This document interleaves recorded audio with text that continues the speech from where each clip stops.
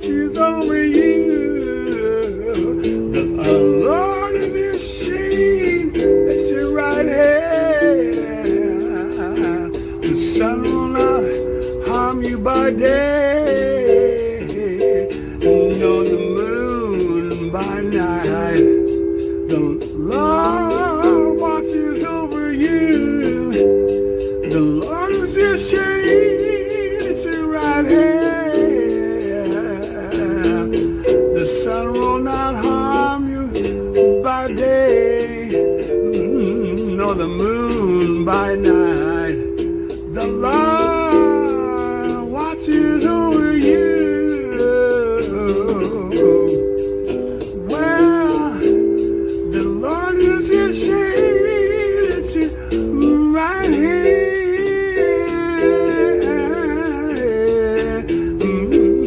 He will not let your foot slip. He watches over Israel, will neither slumber nor sleep. Yeah. No, no. Yeah. The Lord is your shade at your right hand. Lord watches over you. The sun will not harm you by day, nor the moon by the Lord watches over you. The Lord is your shade at your right hand. The sun will not harm you by day, nor the moon by night.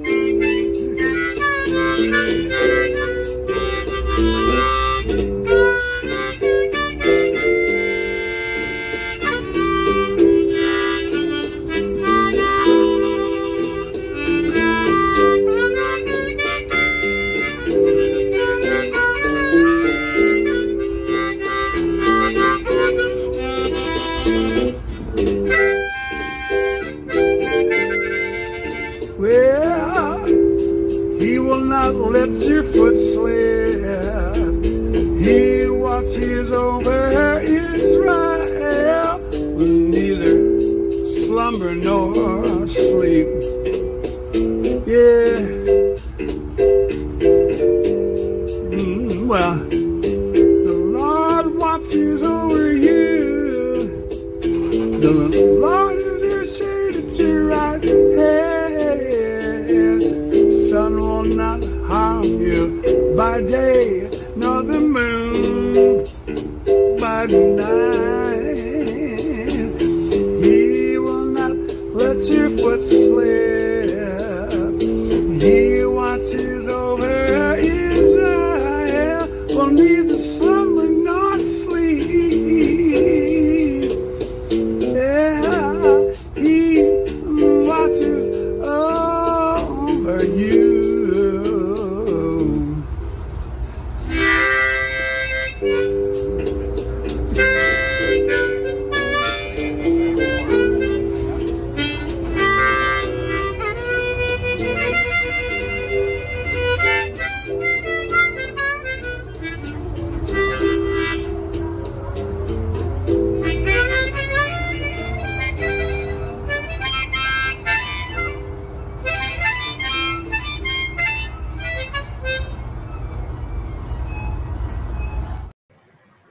Well, there's Dog Bark in Old Sacramento doing his thing. Welcome to the Friday morning live stream.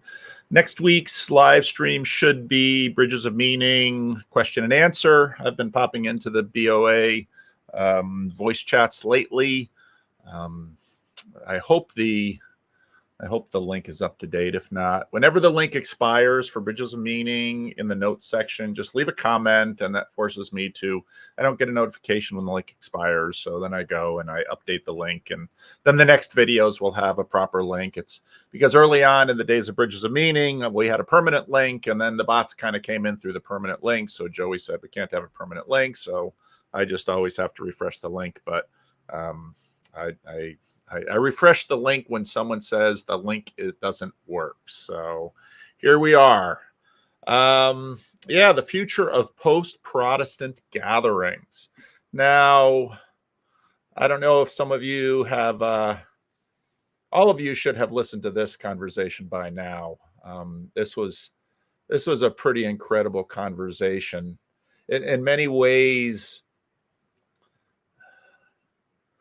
what I love about this conversation is it's a meeting of generations, where you've got Karen, who is a born-again evangelical from the 70s, who had her life turned upside down and transformed, but also an artist and a very curious mind. And she contacted me very soon after I started making videos. She lives in the Bay Area, so not too far from me.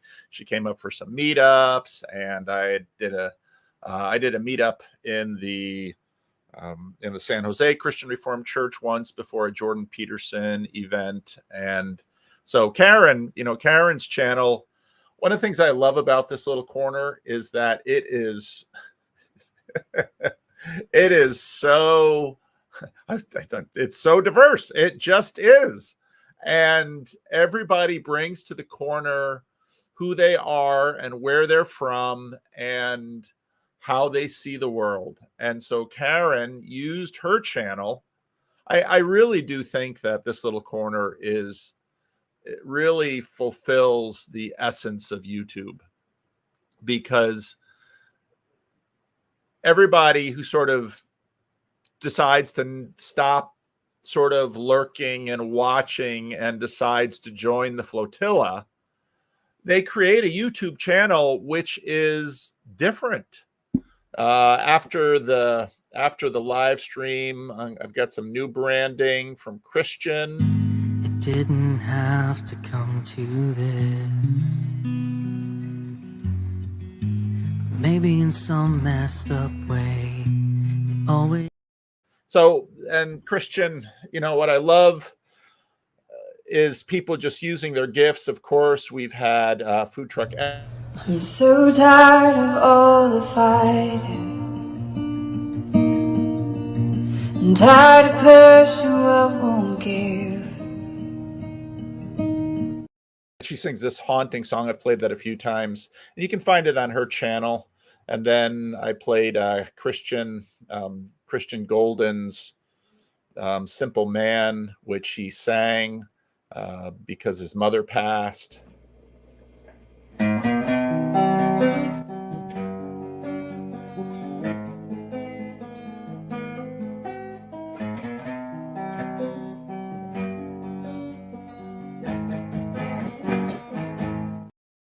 So, it's just really wonderful. And so Karen starts, as many people, not everybody can just sort of talk into a camera like me and Freddie. Freddie and I sort of have this gift where we talk into the camera. And, it's been so fascinating how he's talking to his mom through the camera. And that really just sort of provokes all sorts of wonderings to me about what these cameras and these screens do to us. But then, here Grim Grizz, of course, has a channel which is unlike anything else I'd ever seen on YouTube. And he, of course, has brought so much innovation to the corner in terms of the branding and the language. And he dropped one in the middle of this video too, which was like, wow, just in 3 or 4 words, he manages in a very Peugeotian way to take everything and swoop it together. And of course, Karen thought, I don't feel comfortable talking into the camera, but whereas everybody sort of has the ideas of the people that are out there on the internet, the conversations they want to see, Karen goes out and arranges them and brings them into her channel. And so that's, it's just amazing when I see Karen just bring people together. And then it's also really wonderful when, you know, she has this conversation with Grizz, and she's had a few of them. And what's so delightful is, because I know both of them to a degree, someone would imagine that this woman who has children that are older than Grizz, so Grizz is about the age of her children, even though she doesn't look it at all. And she's an artist, and she has all these beautiful paintings behind her. And she's got this inquisitive mind, but she's also a, you know, she's also a deeply committed Christian. And she's just doing all these wonderings, and she has these theories about the universe. And so then they have this conversation about conspiracy theories. And, you know, when I was watching this, I was thinking about how, in many ways, the biblical, the genre of apocalypse, the apocalyptic genre that you can find in the Bible and Daniel and Revelation and various other books in the Bible, and conspiracy theory in that culture, it's very similar. How there are lies being perpetrated, and the job of the prophet is to open the veil. That's what Revelation is. That's what apocalypse is. You open the veil. And of course, for Grizz and Karen, this whole video was sort of telling stories from different periods of time of attempting to open the veil. And of course, Grizz, as almost everybody thinks that, well, if I just sort of show people things, then suddenly they'll see the world as I see it. It's, no. We don't work that way. And in fact, the desire to portray, to make everyone see the way I see it, is in some ways sort of a kind of hubristic power that is on a level with Sauron's ring. And so on one hand, the role of the apocalyptic prophet is to try to help everyone see it. Now, there's a point, probably, I think it's about a third to maybe 2/5 of the way into the video, where Grizz is talking about, you know, you can't even trust video now. Of course, you can't trust pictures. You can't trust text. You can't trust anything in the screens. So maybe what you really need to do, yeah, the mythological stone. That's exactly right. The mythological stone.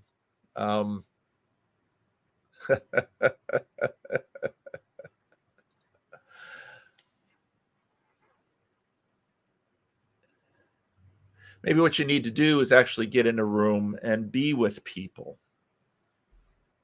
And I think that's right.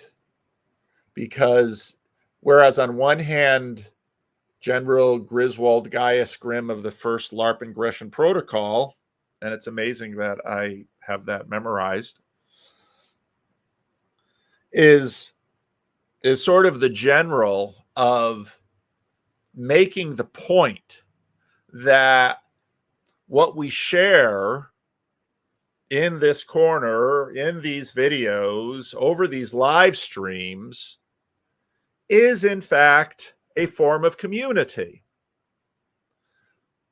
But it's a kind of community, and it's in some ways seeing through a glass darkly, or seeing into a dark mirror.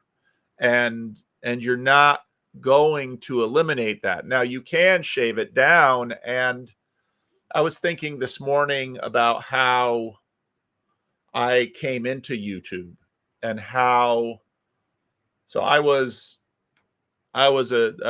completely naive to YouTube, and then Jordan Peterson comes along, and I think I found Jordan Peterson through Rod Dreher. And I think the first video after the suspender video was the first video I saw of Jordan Peterson.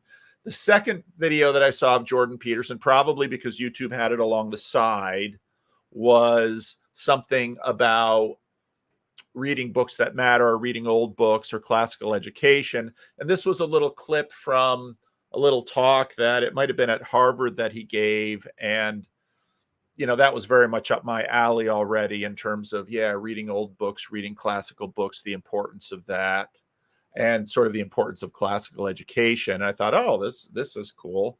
And so then it's one thing and another and another. And before you know it, I find his classroom lectures. I start listening to them, and it's like, oh, I've never heard anything like this before. And the biblical series starts. And of course, at that point too, YouTube, Adam Friended had started one of the many clip channels. There were a bunch of clip channels that people started because basically you could take Jordan Peterson's stuff and start a channel and just put Jordan Peterson clips out there, the clips that you found salient, and then you could monetize. And so you could monetize a clips channel. And so a whole bunch of people were monetizing these clips channels. And YouTube is, for all of its shortcomings, has an understanding of the fact that you really can't sort of let the machine colonize your business. And YouTube understood that if first it was the clips channels and then it was AI stuff, if you let that stuff just sort of reign, pretty soon it will become mapped territory. Again, already right now, there are many people that are looking at AI and say, it's spent, it's not going anywhere. And probably to a degree that's true, and to a degree that's not. Almost everything is sort of that way. And so YouTube was like, okay, so then they demonetized all the clips channel. And one of the more successful clips channel was Adam Friended's clips channel. But of course, Adam was a smart guy, and he had worked in Hollywood and screenwriting and a bunch of this kind of thing. And so then he got together with Sitch, and so he and Sitch would do these massive live streams. And again, for many people, they get into YouTube because it's a way to earn some money. And, you know, Grizz is very upfront about that. He's trying to live off the meager income that a less than 2,000 sub channel can provide. You're not going to make that from AdSense. You're mostly going to make that from gifts. But of course, what sort of develops in this little corner is then people start launching their own ships. And of course, Grizz launches his own ship. That is his channel. And Karen does hers. And Sam, I think, articulated it well recently when he was describing it to Christian Baxter. And of course, Christian Baxter did, and Chad did. And people sort of launch their own channel to play along. And some launched it because, well, maybe they could earn a few dollars, and a few extra dollars for the vast majority of us never hurts. And so off it goes. And what's been really beautiful about this little corner is that while the only channel that is overtly trying to run the grift is a channel that, in a strange way, does it on one hand extremely successfully,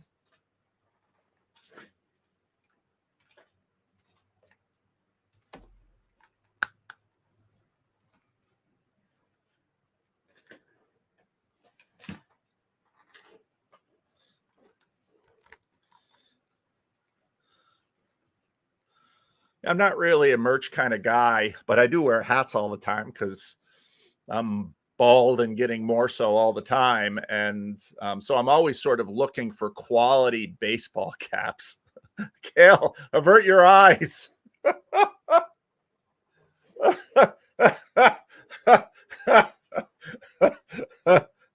They're cargo shorts, Kale. They're cargo shorts. I wear cargo shorts 7 months of the year. That's right, Job. And so on one hand, Grizz does more grifting and merching than anyone around. And yeah, there are days that his channel is absolutely unwatchable. Not as unwatchable as the Freddie and Paul show, but fairly unwatchable. So sometimes I wait till after the stream and then I just buzz through and skip all the branding. Sorry, I do. It's my defense against mind control. Yeah, bad day for a denim denier. Oh no, this debate again. No, we're not going to do this debate. I've learned a lot of what I've learned from live streaming is you've got to make good on the title, and making good on the title means why post-Protestant as opposed to post-Christian, because actually Phlebas is a very sharp guy. Post-Christian is exactly what the title of this live stream was going to be, and I changed it to post-Protestant. So I made and again, just as Sam said, the real heart behind this channel for me is it's a learning project. This is the learning channel.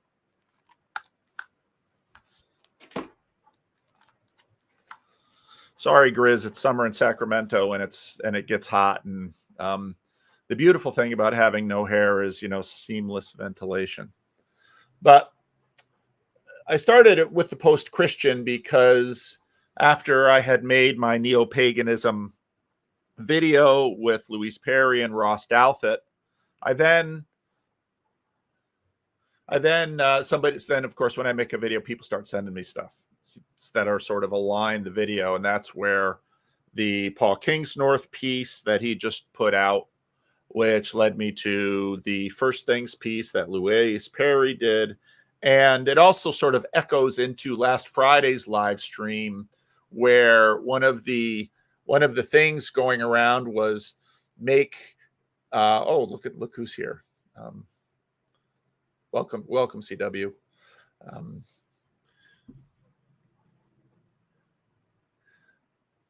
Make Christianity pagan again. And it's like, and so it was Mark Parker that asked that question. And we didn't really have time to get into that conversation, but it's a really interesting conversation to have, especially with the Jewish corner of the corner, because there's a lot in there. And so that paganism thing is sort of rolling around in my mind. But the reason I changed it to post-Protestant was that part of what we're seeing in the Orthodox and Trad Cath revival is, again, sort of a post-Protestantism. It's a recognition of liturgy and ritual. And even in the Christian Reformed Church, which is highly propositional, a lot of the sort of conservative resurgence is about these implicit liturgies that James K.A. Smith talks about. And so then I think about my experience. Of course, also this week, I did that video on Megan Dom's podcast. And somebody's like, is Megan Dom coming on the show? Someone is actually a friend of Megan's who is also in the corner, said, oh, I really want you to talk to Megan. And so he's reached out to Megan, and I'm sure Megan Dom and I at some point will have a conversation, and that'll be great fun.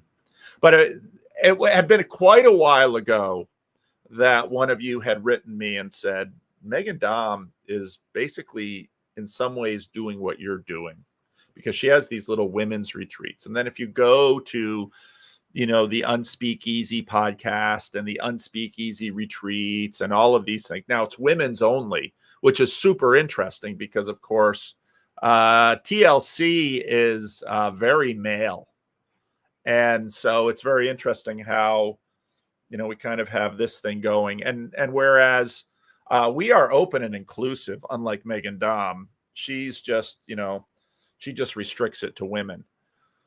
I wouldn't be at all surprised to see the comeback of male-only colleges again, because just, again, given the fact that men are struggling so much in the present university system, and of course, Peterson Academy. And Peterson Academy is going to be so interesting in that space, as well as the other side of the world in Savannah, Georgia, the new college coming out there where they bring all the students to the places in the world, and Peterson and Peugeot lecture there too. So there's tons of interesting stuff going on. And I think for all of the anxiety and panic about, let's say, our culture and our country, meaning the United States, which I think by virtue of the, in some ways, post-Christian Jeffersonian Bill of Rights, the liberties that are deeply enshrined in our Constitution, freedom of religion, freedom of speech, freedom of association, we're very fortunate to have those as they are. And even in some of the British Commonwealth nations, where Australia, Canada, the UK, where there are some disturbing signs there. Here in the United States, 76 watching, 15 likes. Get those likes in, or not, like and subscribe. Go chase it. Wow. Sam's favorite Minnesotan. Sam likes CW better than he likes Luke, because we've got a pretty strong, the TLC curl band. We've got a pretty strong contingent. So another theme that's going through the culture is also the reality of the damage that screens are doing to the children. And I see that all over. And COVID just sort of accentuated the problem and accelerated already the problem of drifting apart. Now Rod Hare attributes to me the observation. I don't think it's actually attributable to me, because when I heard Rod say it, I thought, yeah, that's right. I might have said it, but he might have got it from somewhere else. That generally speaking, the first dollar that someone spends, when they get an extra dollar up and above subsistence, they spend for privacy. Tolkien was really onto something, and the movies had this as well, where sort of you see Gollum take the ring and my precious, and I keep it to myself, and I keep it secret, and I keep it safe. And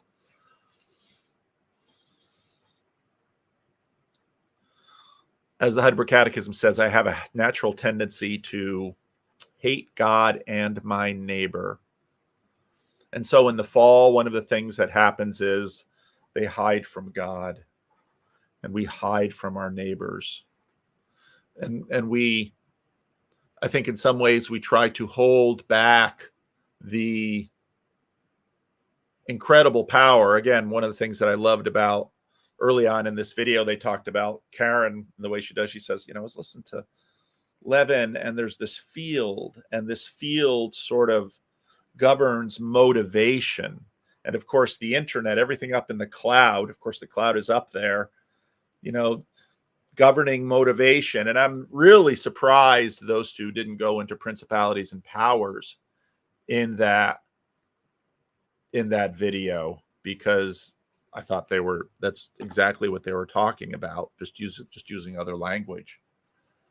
And so the first thing we try to do is we hide ourselves from God, and we hide ourselves from each other, and we sort of use this mental space to create in us a privacy and a secretly where the darkness of our heart tries to cultivate and nourish our desires and our sins, hoping one day that they might find realization and incarnation and instantiation out into the world.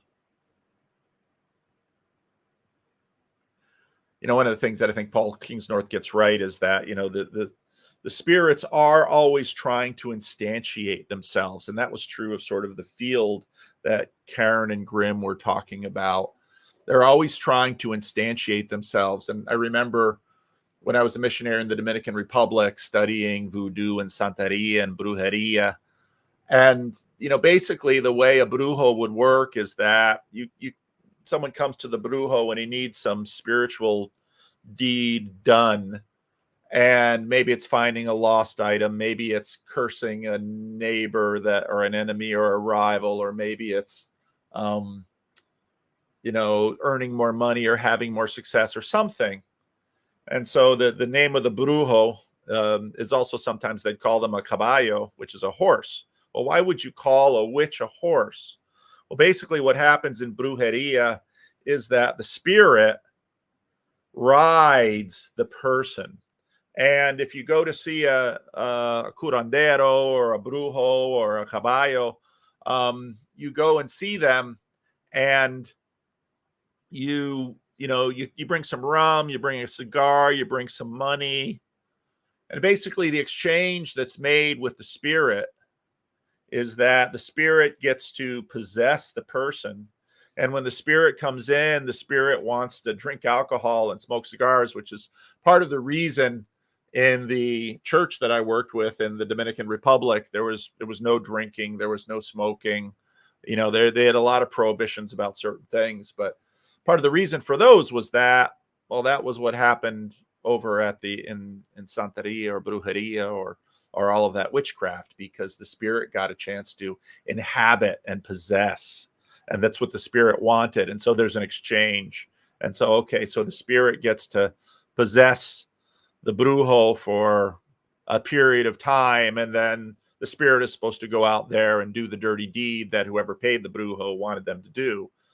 Now, I would say that if you are paying a lying spirit to do something, your money isn't necessarily safe, because lying spirits lie. So,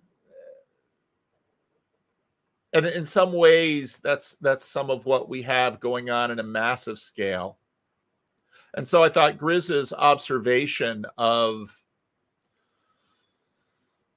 just being with people face to face. And now, of course, people will lie to you face to face. And as I've always said, there's the easiest con is the religious con. That should trigger T-Grog. The easiest con is the religious con. And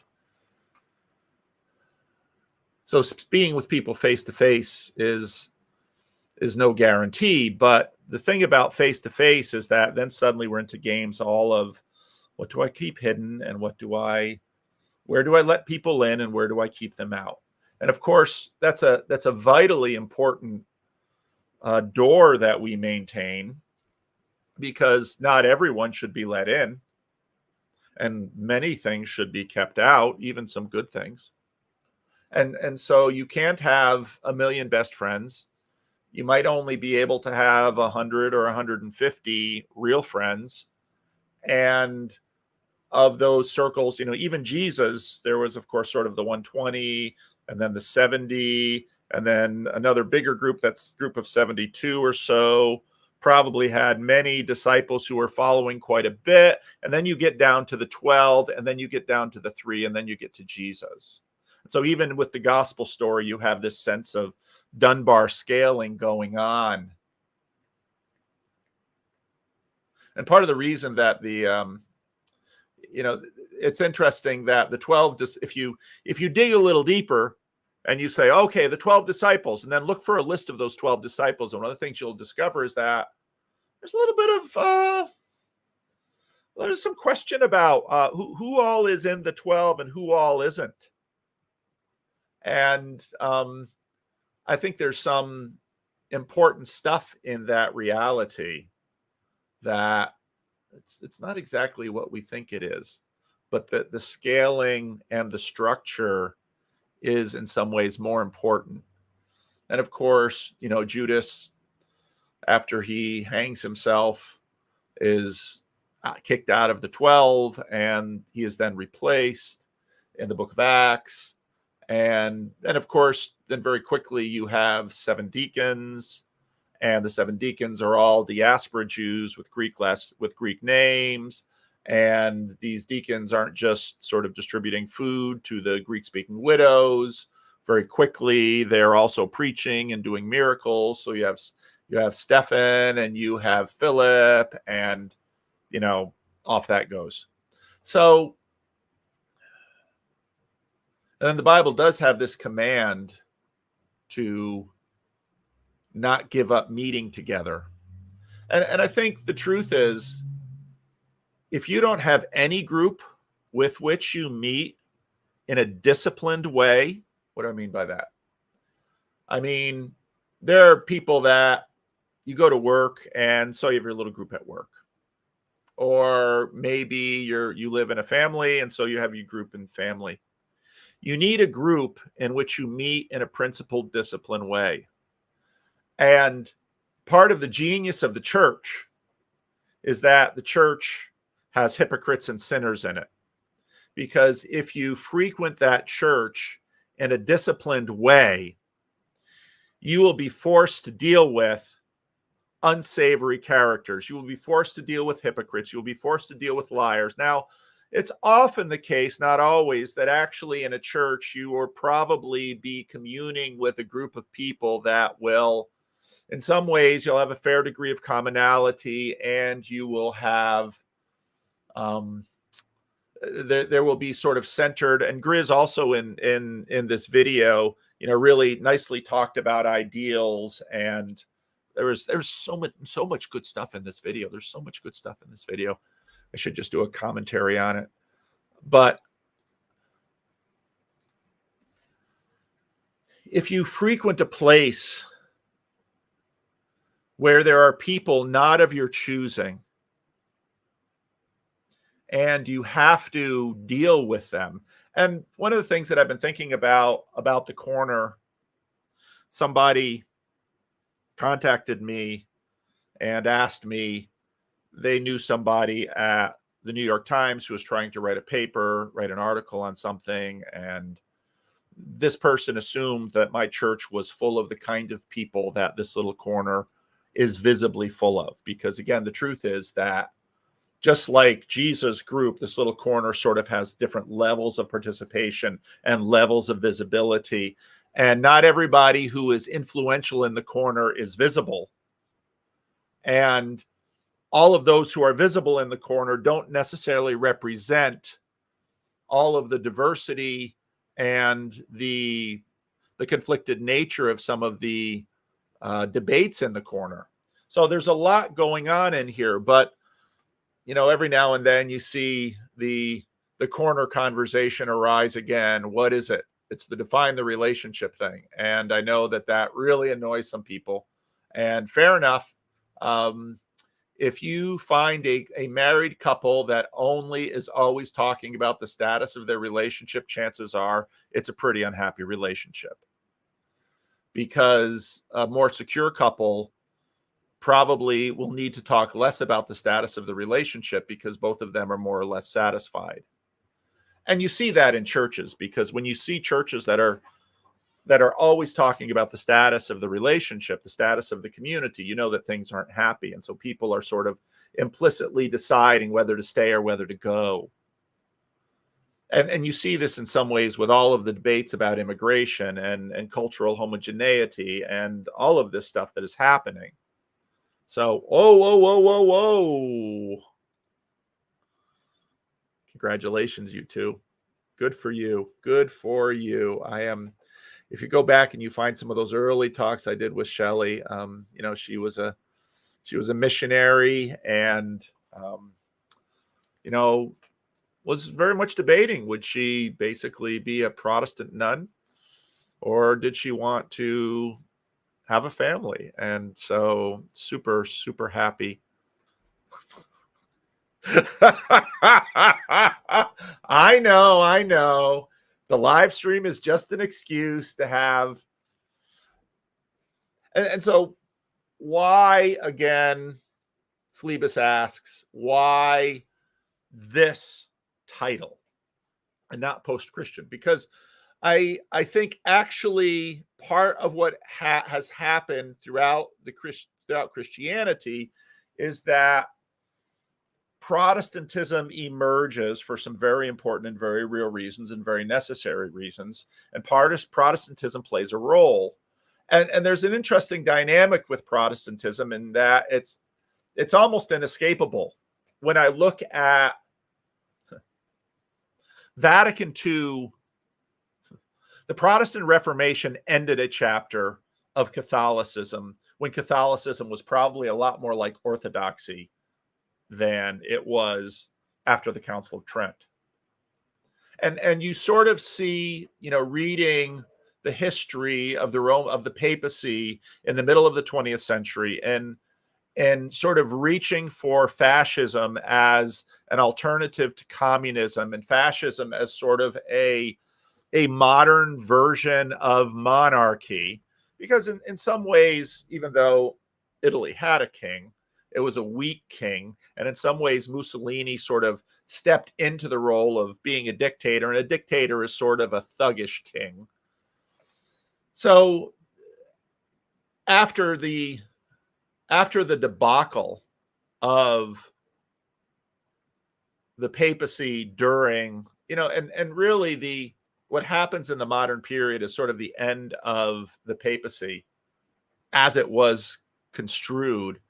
And in some ways, if you look at John Paul II, that was a remaking of the papacy.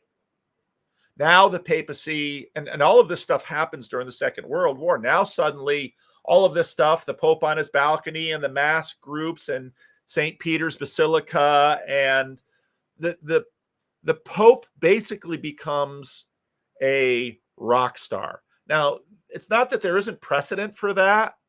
In some ways, church fathers were celebrities in their own right. I love the portion of the live stream last week where we talked about the fact, and Michael Martin made the point that so much, the church fathers are writing to each other. And many, many, many of the regular Christians who were illiterate or who were slaves or who were busy or who were normies, they just participated in the liturgy and the Eucharist and maybe heard a little bit of teaching, but their transformations have happened. And so then popes become these rock stars. And of course, Pope Francis, with some of the early noises that he made, who am I to judge, things like that, suddenly, yeah, the Pope matters, but the Pope is playing in a certain register. And so part of the reading I've been doing of the history of the papacy is just to try to get my mind around the papacy and understand how the papacy functions. And of course, the papacy was a lightning rod during the Reformation. Just look at how much attention Luther gave to the papacy and how much ink was spilled on it. And in fact, of course, in many ways, what the Protestant Reformation did was purify the Roman Catholic Church, but not in the way Luther imagined.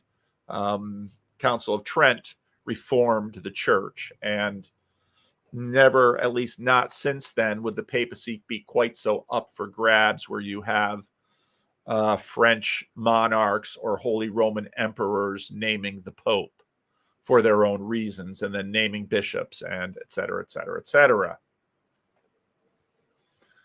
Is the Pope a boomer?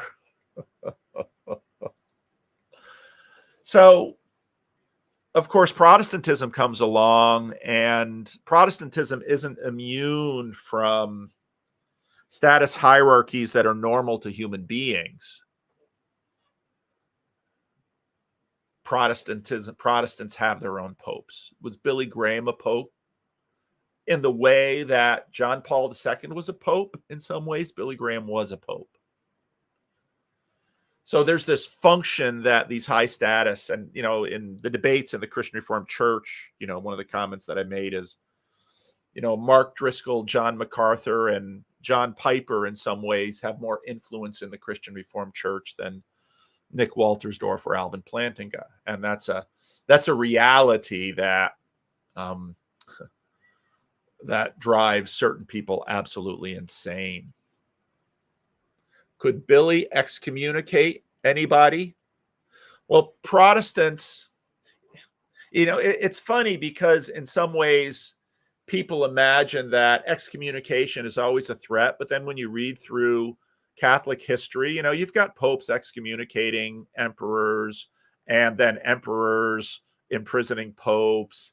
And, just to be clear, the Roman Catholic Church has excommunicated at least did at one point, everybody in the Orthodox world in one fell swoop.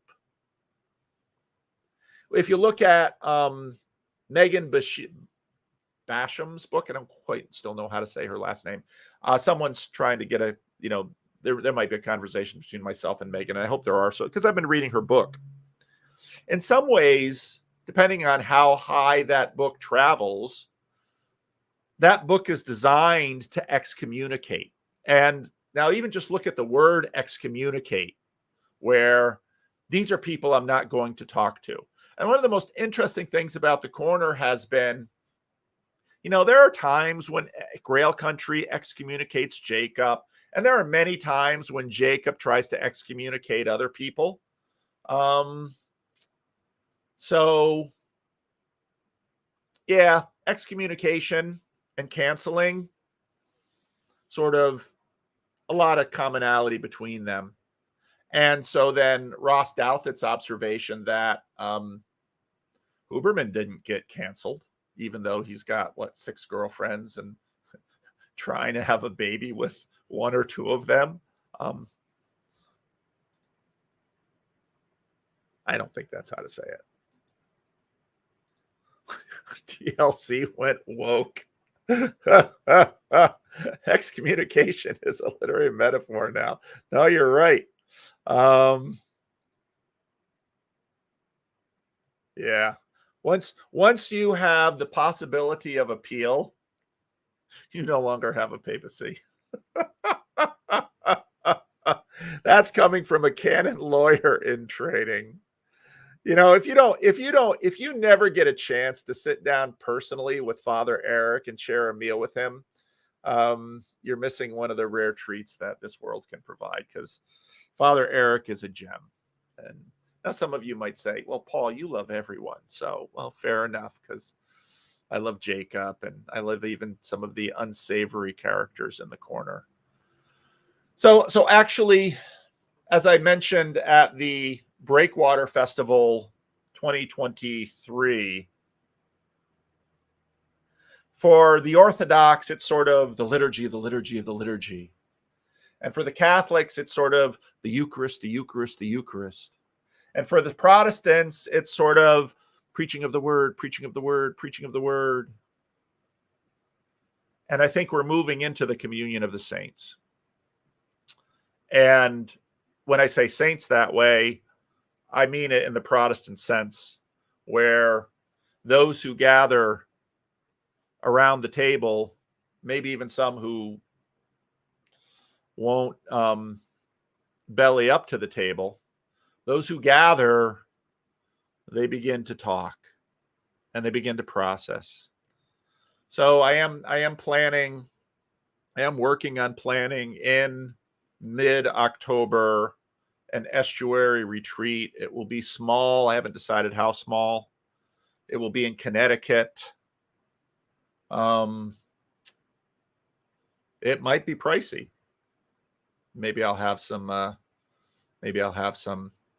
special, maybe I'll have different tiered slots so that, we can, as we've done at different of our events, where if you don't have a lot of money, you can come for a little money. If you have more money, you can pay more money. And the corner's been super good about that, with people sort of paying for the ticket that they can afford. Or maybe I'll just make it variable. Maybe I'll just say, here's the price to cover my sister, because we'll be good doing it at my sister's place. And she has a certain number of rooms. So if you want to actually stay there, you can. It's a little rustic. I'm just going to warn you. If you really want your own bathroom, get a hotel. That's all I got to say. If you really want your own working bathroom, actually the best shower at my sister's place is an outdoor shower. And I love taking a shower in that outdoor shower. But mid-October, it is hot water in that outdoor shower. Might be a little frosty. Have to talk to my brother-in-law, see if it's still on. And she's got like a camp room. And she might even allow, if you really want to camp there in Connecticut in mid-October. Thing is, mid-October in Connecticut, the colors should be nice, but could get a little frosty at night. So bring that down sleeping bag. CW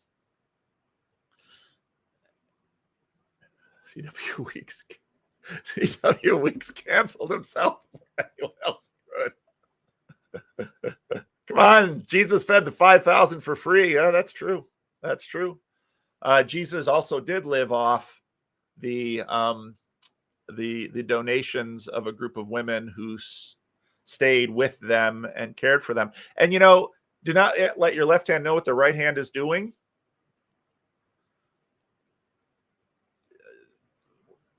There's one little list of names of the women who sort of met Jesus' needs.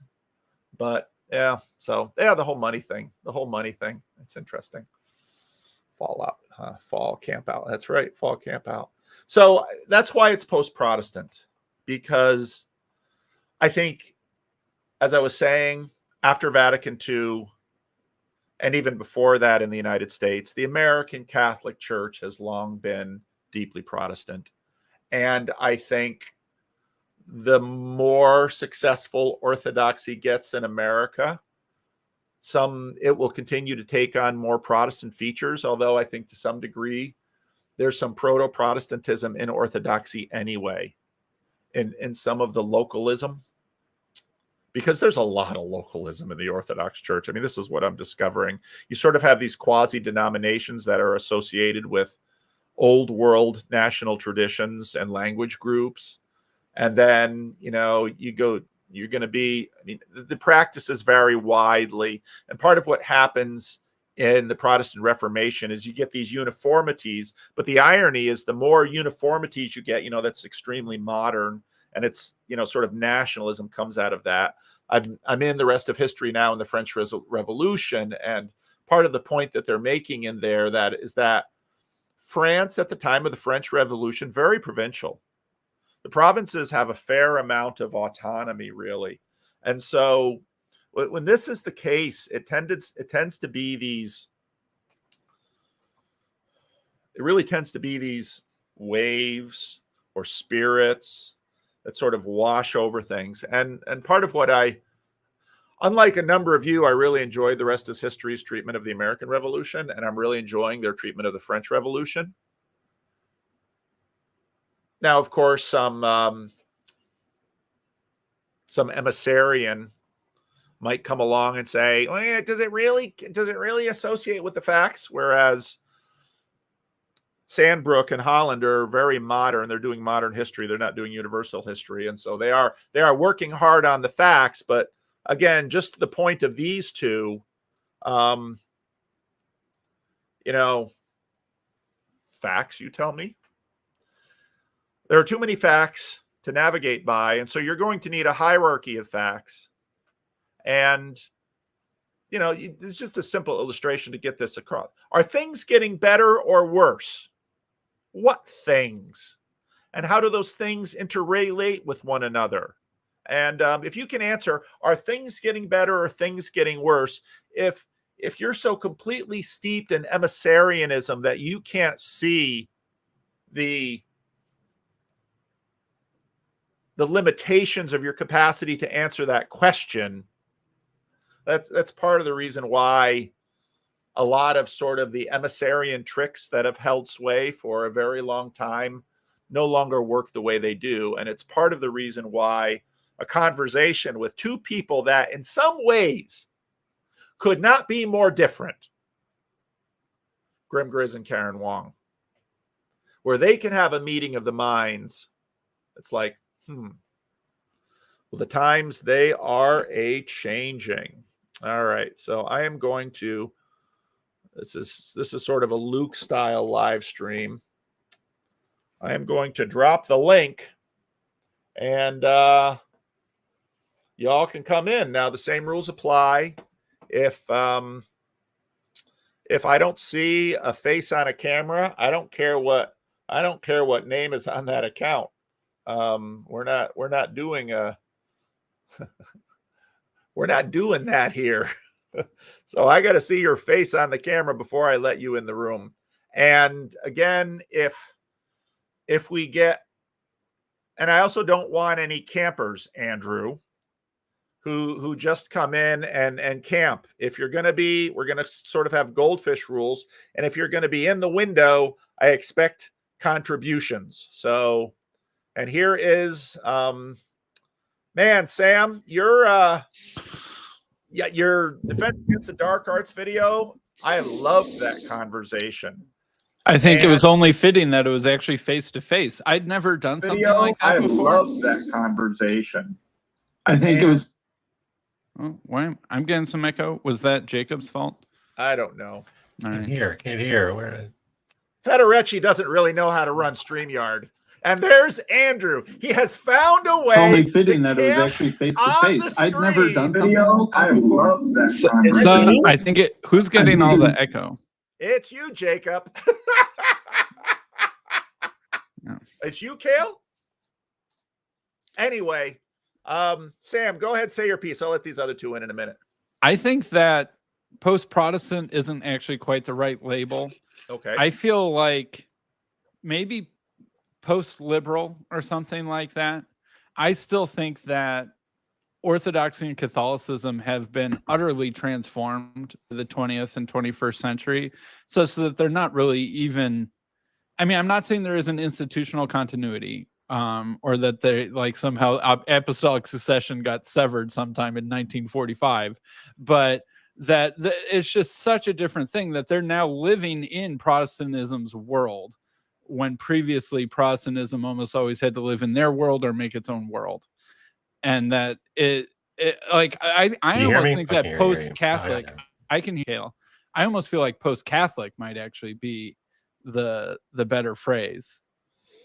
But anyway, the denominationalization of Catholicism and Orthodoxy is what's happening.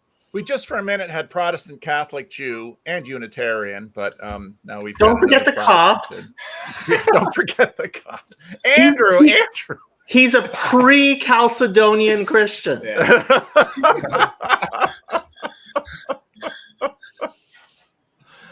All right, Jacob. What say you?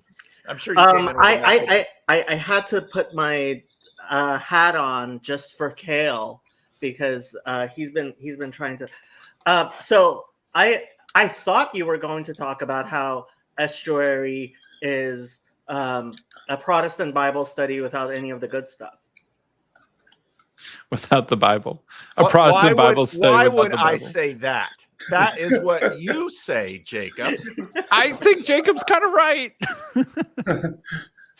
There's a lot of truth to that there's a lot of Bible study DNA, and it's interesting that the people who are stepping up to lead them have often had a lot of experience leading Bible studies. No, honestly, it's the good thing actually about it is I noticed like a Protestant Bible study has certain good things, and it came out of the Bible, but out of studying around the Bible, I do have to say I think it would be better if there was the type of guidance that the Bible provides, because without that, a group can go all over the place.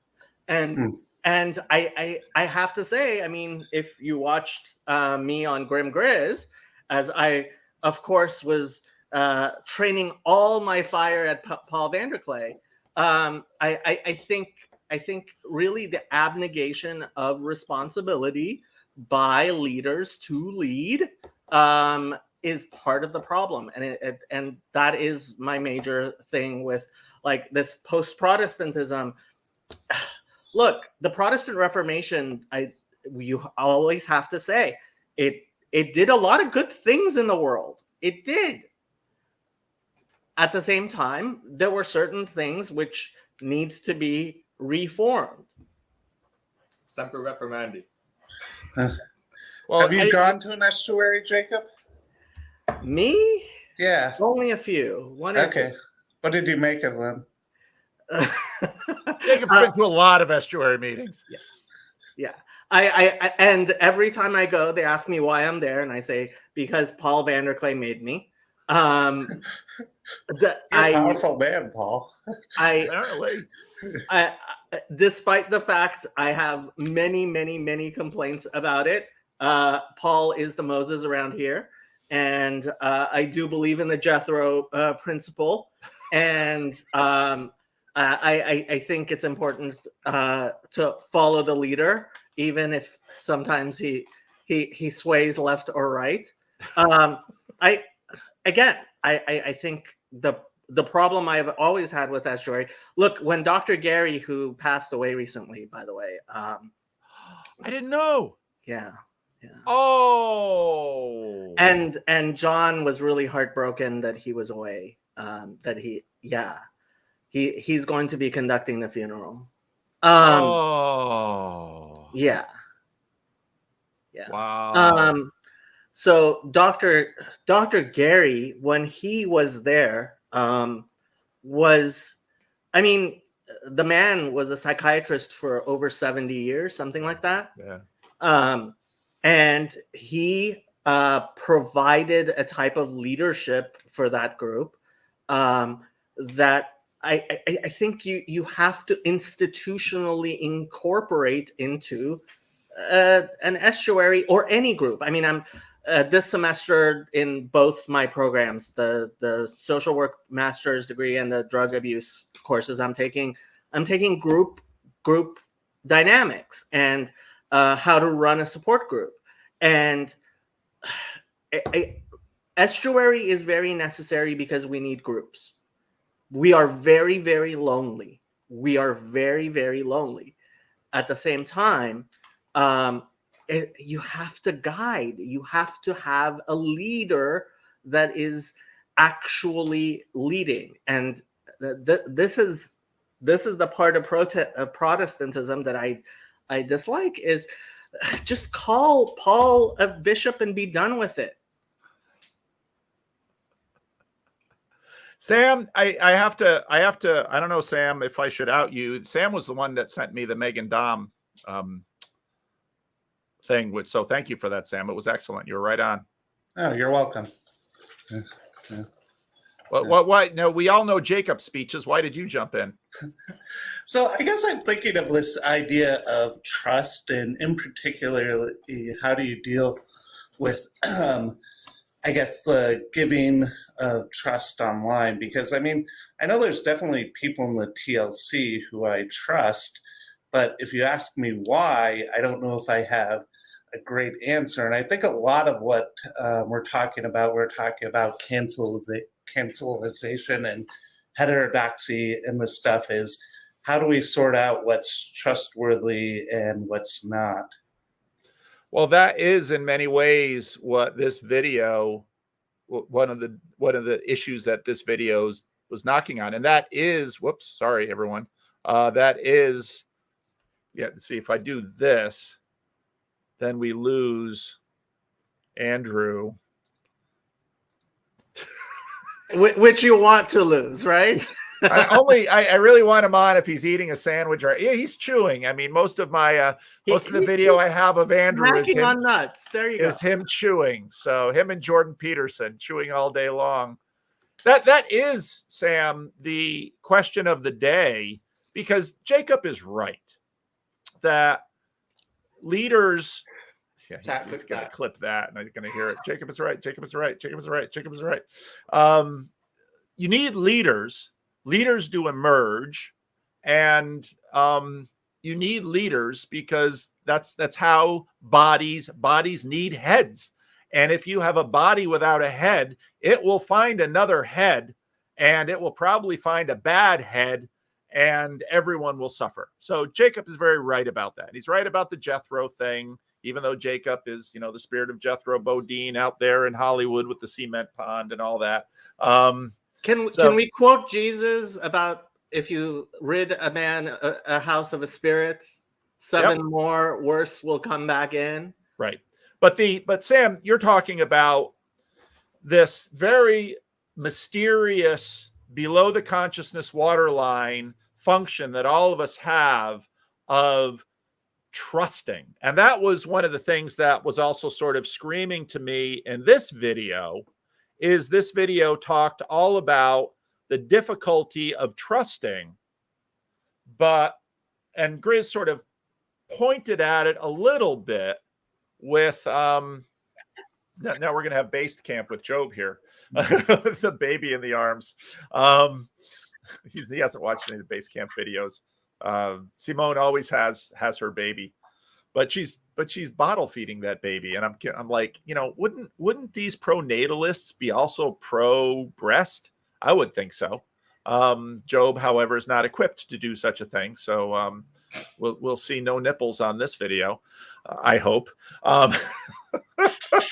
Yeah, I just got my audio working. I have no idea what was said in relation to that. Well, we're talking about trust, Job, and once you go back and watch what I've said, I would probably lose the trust of you. But we have a below the waterline. We have the below the waterline realities here of who do people trust, and a big part of the fight, Jacob, that it is what a culture war is about, is the people, the tribe blue in America says you can't trust the Donald, and tribe red says you can't trust the blues. And part of what we've got going is, just like with bodies and heads, once people sort of can't trust them, they will start trusting someone and someone. And often, I mean, the history of totalitarianism has been people trust the wrong people. And, part of what I think we're dealing with right now is that our structures are so large, we don't really know who to trust or how to trust, which is why face-to-face relationships, and if not face-to-face, at least relationships born on a degree of sort of normie conversation, is sort of the floor level for trust. Because actually what happens in this corner is that I know I can trust some people for some things, because often of what I disagree with them on too. So, and in that way, sort of trust continues to regrow beneath the waterline. So there, I talked too much, but. Eric Weinstein points this out, and I think he's right. It's not, I am not against cancel culture. I'm against canceling the wrong people. There are people who need and should be canceled. When somebody like Jay Bhattacharya gets canceled, and as he was, I don't know who that is. He's the guy that Francis Collins went after with the Great Barrington Reef Declaration.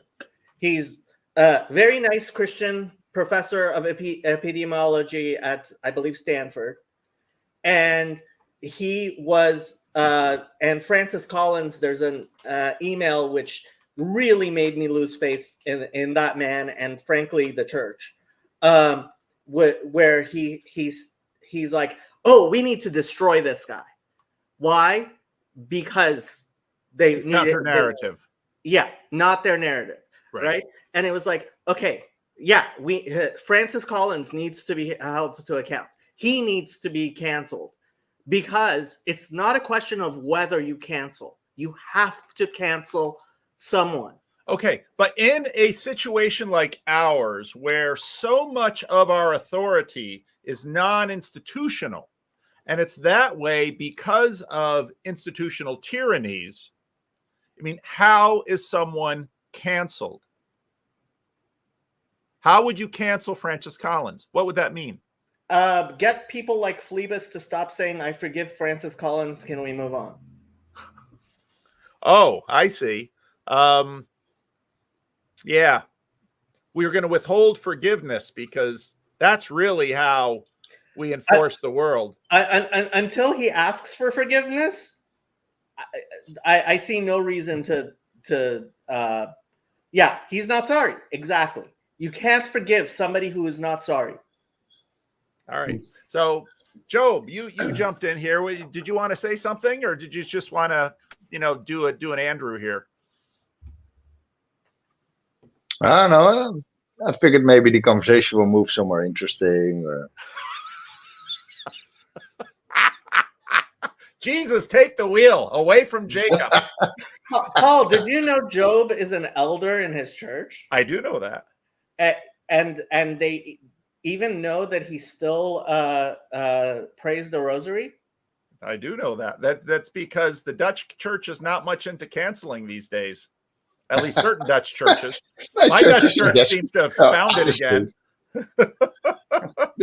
They want to retain people. I mean, What are they gonna do? Tell me not to pray the rosary? Aren't you a Protestant? We were talking about the future of post-Protestant gatherings. Is praying the rosary the future of post-Protestant gathering? John Van Donk Yeah. makes the point that pretty much everything in the rosary is right out of the Bible. I mean, I make the sign of the cross when I take the Lord's Supper. I mean, nobody else does that. But if you read Luther, he says, make the sign of the cross in the morning and the evening. So, I mean, look, Paul, do you make the sign of the cross ever? Do you even No. know how to make the sign of the cross? Probably not. we could get this on video right now. Go ahead, Job. Teach him how to make the sign of the cross. No, that should be Father Eric. No, but honestly, oh God, this the Trinity of pagan innovation. How should I know? Ask other Sam. Jeez, like I know these things. Well, Look, thank you for bringing your baby on, because just a dog or a baby makes any video better. Oh yeah. When I tell you now, I watch Base Camp just to see the baby. I just watch Base Camp to see the baby because babies I know. are awesome. But they're He's a not bit sleepy. participating in the conversation, Paul. Yeah, They're but workers. the baby has an excuse. He's a baby.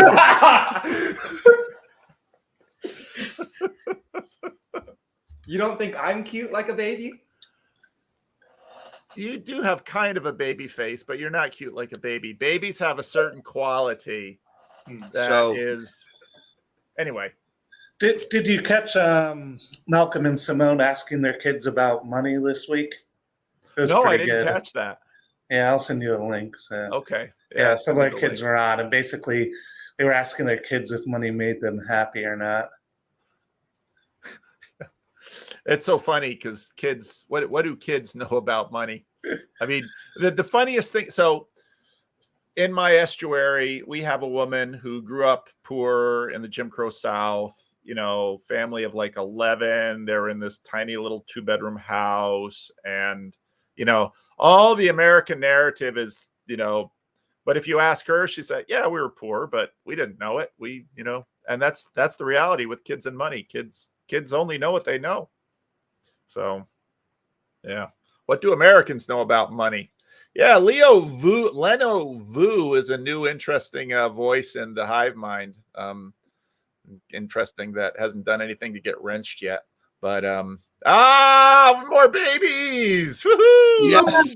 She woke up just in time, Paul. She was Oh, like, it's my cue, it's good. my cue. Hey, sweetheart. Hi, honey. How are you? She's sick. Oh, she's sick. Oh, I hate it when they're sick. Yeah. She got a little fever. Yeah, but she's doing okay. She hasn't seemed to show it very much, but Oh, she got that look of like she has a fever. yeah. I hate it. I hated it when the kids were sick. I just couldn't. Actually, my daughter, one of my daughters is home right now. She really works out of Sacramento, but she lives in Oakland, and she came for the week because she had a whole bunch of work because the legislative session is ending, and she got sick. So my wife and I are getting to, hey, there's a nice hat. So hey, there's Trey, who shows up in every now and then in the dog bark branding. Dog bark. Yeah, when you went to the Stagecoach with Charles J. and Dave and Freddie. Yeah. You're in the branding there, and you're sitting there looking like, am I on video? Do I really want to be seen with these people? I look very uncomfortable. So I'm sorry. Babies completely derailed me from this conversation. Yeah, So- I actually have a subject that I would be interesting to discuss, Paul, that kind of fits the theme of the video, I think, in the sense of post-Protestant gatherings. So, as I said in the chat earlier, this Sunday we kick off this spiritual formation program. It's kind of an Exodus 90 light for a group of 20, 30 somethings in my church. Now, what got that kind of moving is I happened to read a book by a guy called Comer because I saw that some random young dude in the park was reading it. Like, okay, I want to know who that is. So he's some evangelical from, I think, Portland, and he wrote a book, Practicing the Way, which is all about how do you follow Christ, as in follow the way, as the early Christians were called. And it's mostly just a whole bunch of spiritual formation lessons, like Brother Lawrence, Ignatius of Loyola, Francis de Sales, Teresa of Avila. Anyway, a lot of Catholic stuff in there, which some of our audience might appreciate. We can call well, some of it, a lot of it's pre-Protestant. We could call it that. Yes, right. Instead of Catholic. Yeah. Well, yeah. Okay. Point taken. What I find interesting is that, okay, my pastor is totally wealth about the guy now. He's been reading more books from Comer than I have, and he's all, really like, oh, this is so great, and let's get this stuff going. And what I notice about Comer, it's a lot of it kind of makes me. It has that sort of just me and Jesus vibe, but it's also aimed outwards, like you should have regular, your house open with dinner for people so you can serve other people food, and you should talk to people who can teach you something. And so it's interesting that, and I have this, what the hell are you doing? I have this oh, you have an old people grabber. Oh, it's so cute. It was a baby. I'm gonna take one of your babies and put them right in my lap and give me great joy. So anyway, I guess what I find interesting is that in the young people in my church are also really interested in this. And again, the whole should Protestant pray the rosary, that stuff doesn't matter to those people at all. Yeah. It's more like, okay, how can we actually apply this stuff to our life in a sense that it's not just thinky talky, but also acty doey. And I wonder if that's kind of a I don't know, maybe a response to the I don't know. Anyone else's thoughts on this? Well, Comer, I mean, I had a little bit of Comer in one video, and Comer is, so before the corner, you've got Dallas Willard, you've got Comer, you've got this whole Christian formation movement that happens in Protestantism. And that's very corner-like in terms of people's interest in orthodoxy, the swing in the church plants in Sacramento towards a much more liturgical. This is all part of the same big movement. And so I'm not in any way surprised about what you're describing. And I think it will go well. The only thing about that is, so all of the church plants in Sacramento went to weekly communion, higher liturgy, more emphasis on the lectionary, all of those things, except my church, because most of our church plants were dealing with an educated middle-class striving community. And my church was much less literate. And you would think that, and I've talked with my friend Eric about this. He says, yeah, but our liturgy is so that you don't have to be literate. That's true.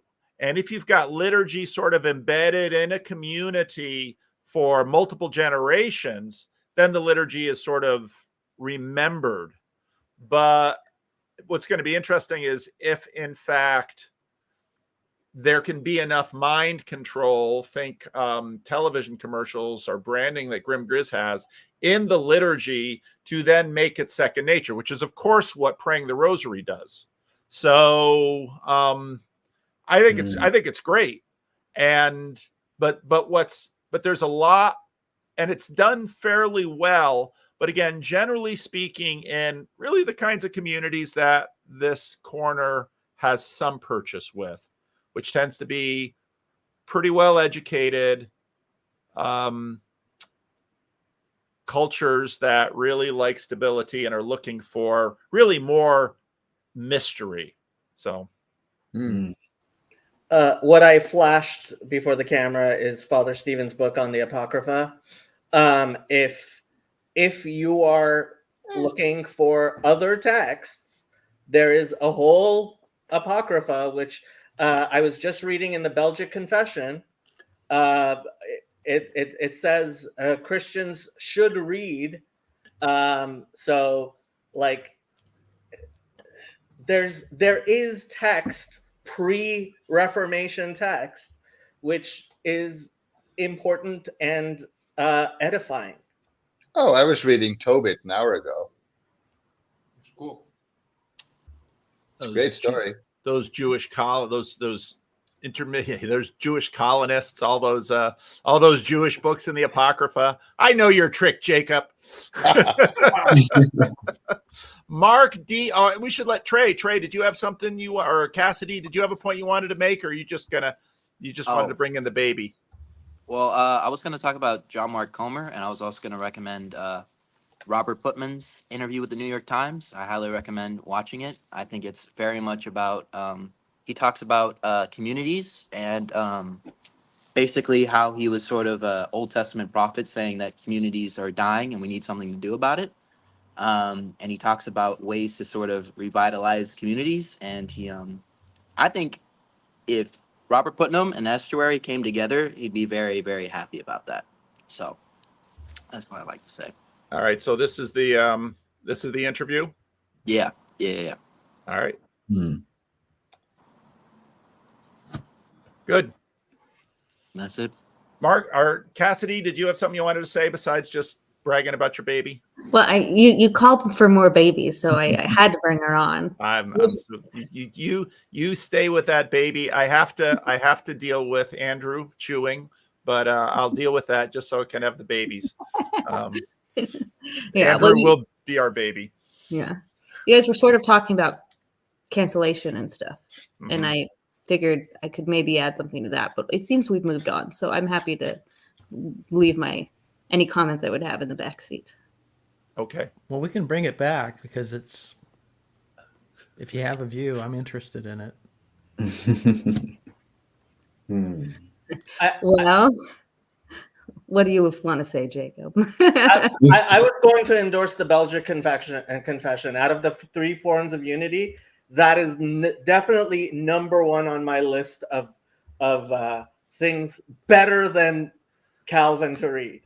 I could have never imagined that what my channel would do would be to get Jacob Federecci to read the 3 forms of unity and have multiple Christian Reformed pastors and even an ex-Christian Reformed high-profile Orthodox priest on his channel regularly. This is a level of colonizing I didn't even know I could reach. So thank you, Jacob. One of the first videos on my channel was Heidelberg Catechism Exposed. I know. I love it. I love it.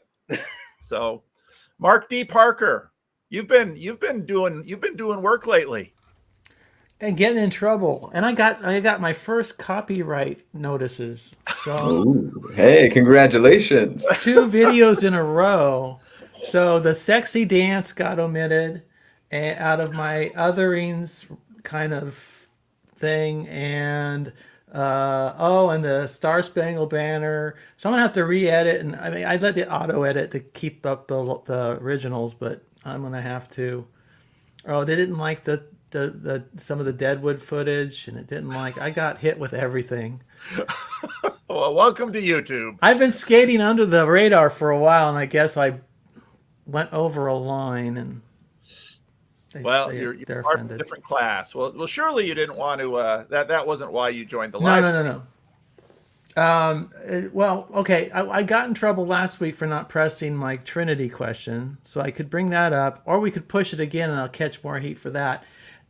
Or we could talk about the cancellation thing, because Grimm was deeply offended when I called the impulse to cancel J.K. Rowling, first by the reactionary conservative religious right, then by the reactionary progressive left, and I called it both weird, or I called them the weirdo left and the weirdo right, and he then accused me of othering, which is I found really amusing because Gruz does a lot of othering on his channel, doesn't he? The cognitive dissonance is breaking me. He was pointing out your hypocrisy, Mark. Ah, my hypocrisy. if you are as unique as Griswold Grimm, everything you do is othering. I think that's just the reality of being Griswold Grimm. Okay. He will probably now come on to defend his name. Well, I am wearing the hat of liberty, by the way. Jacob is wearing another kind of hat. But so let me ask the question about the Trinity then. I think that I think it seems rather obvious to me that the Trinity is a pagan innovation, especially when you consider the presence of Trinities in Indian religion, and they make some appearances elsewhere. But and Rome was in a lot of trade with India, and there was a lot of cultural exchange there. Gnosticism is probably heavily in Latin or Roman Greek. Gnosticism was probably heavily influenced by cultural interchange with India. So, and I don't consider that a bad thing. Because this impulse to drive Christianity back to Jerusalem, all due respect, I don't think is necessarily productive or healthy, and not even biblical from the Pauline sense. So what do you think, Paul? I think we have a doctrine of the Trinity because of Jesus. And I think very early on, and when I say very early on, I mean at the level of the apostles, the period of the apostles, is that they had to figure out who and what Jesus was and how Jesus could be the incarnation of the God of Israel.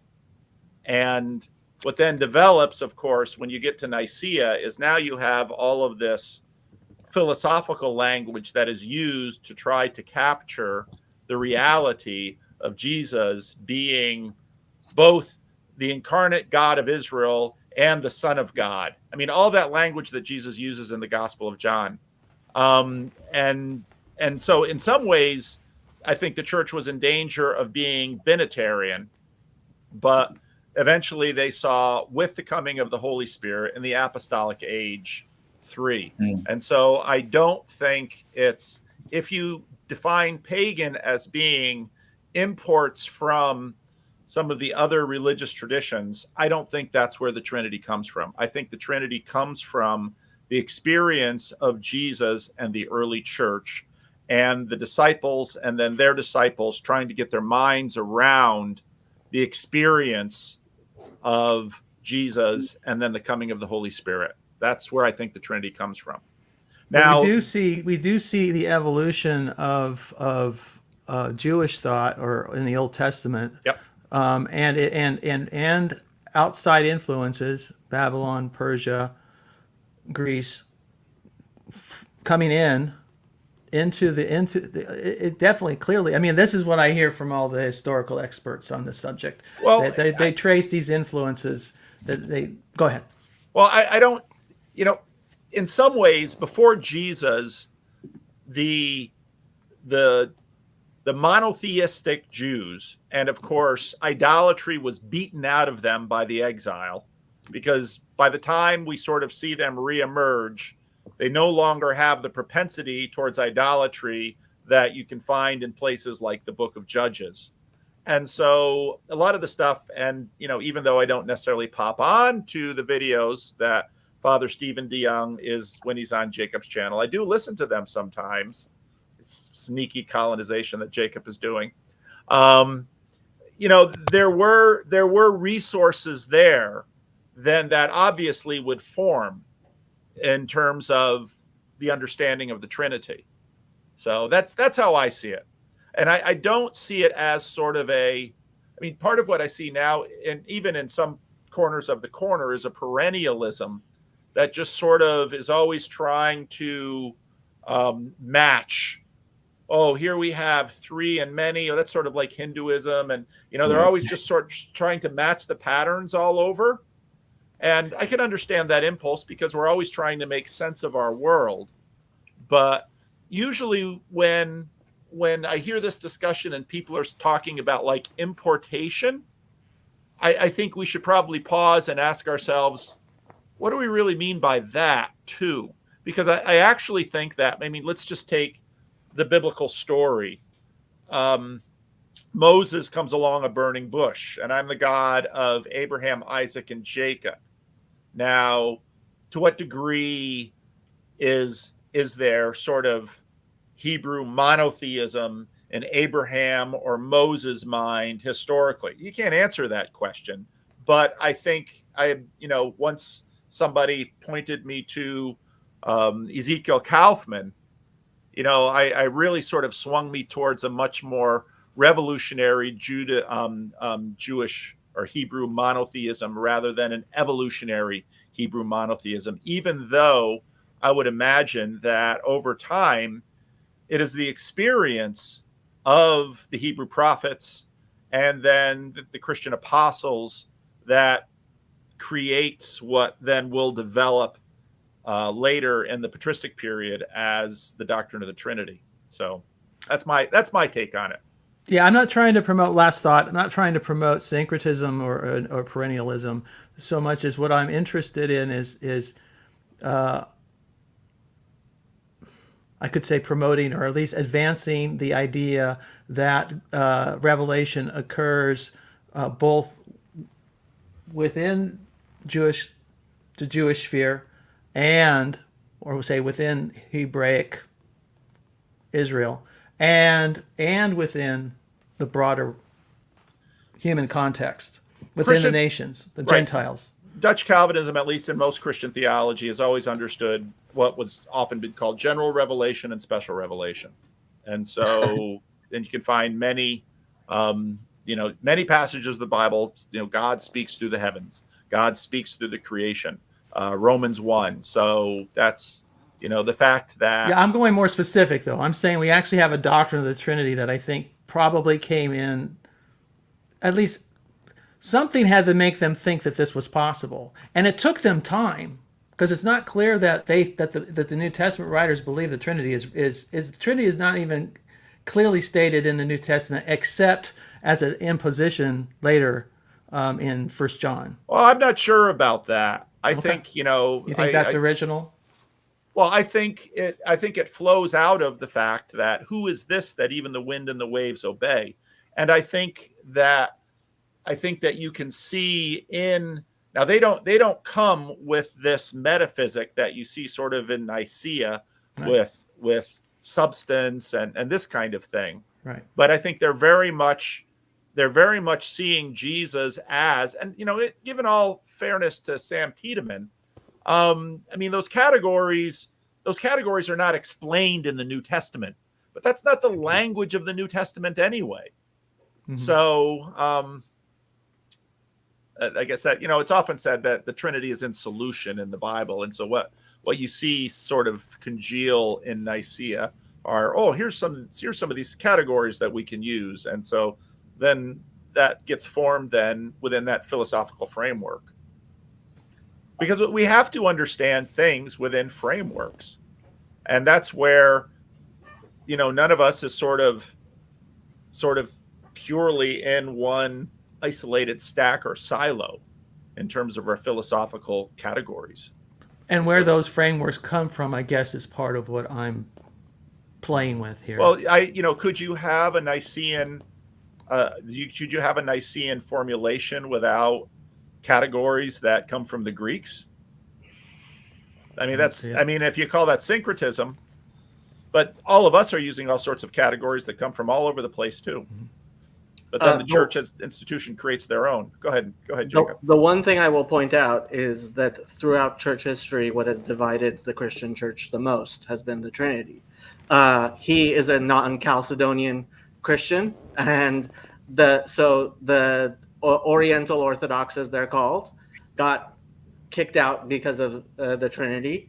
And then the splits between the Eastern Orthodox and the Catholics was largely over the filioque. And we see again what resulted from Calvin and Servetus. And so I would say by their fruits you shall know them. Yeah, I'm not convinced that the Great Schism was fundamentally over the and they're both Trinitarians on both of those sides.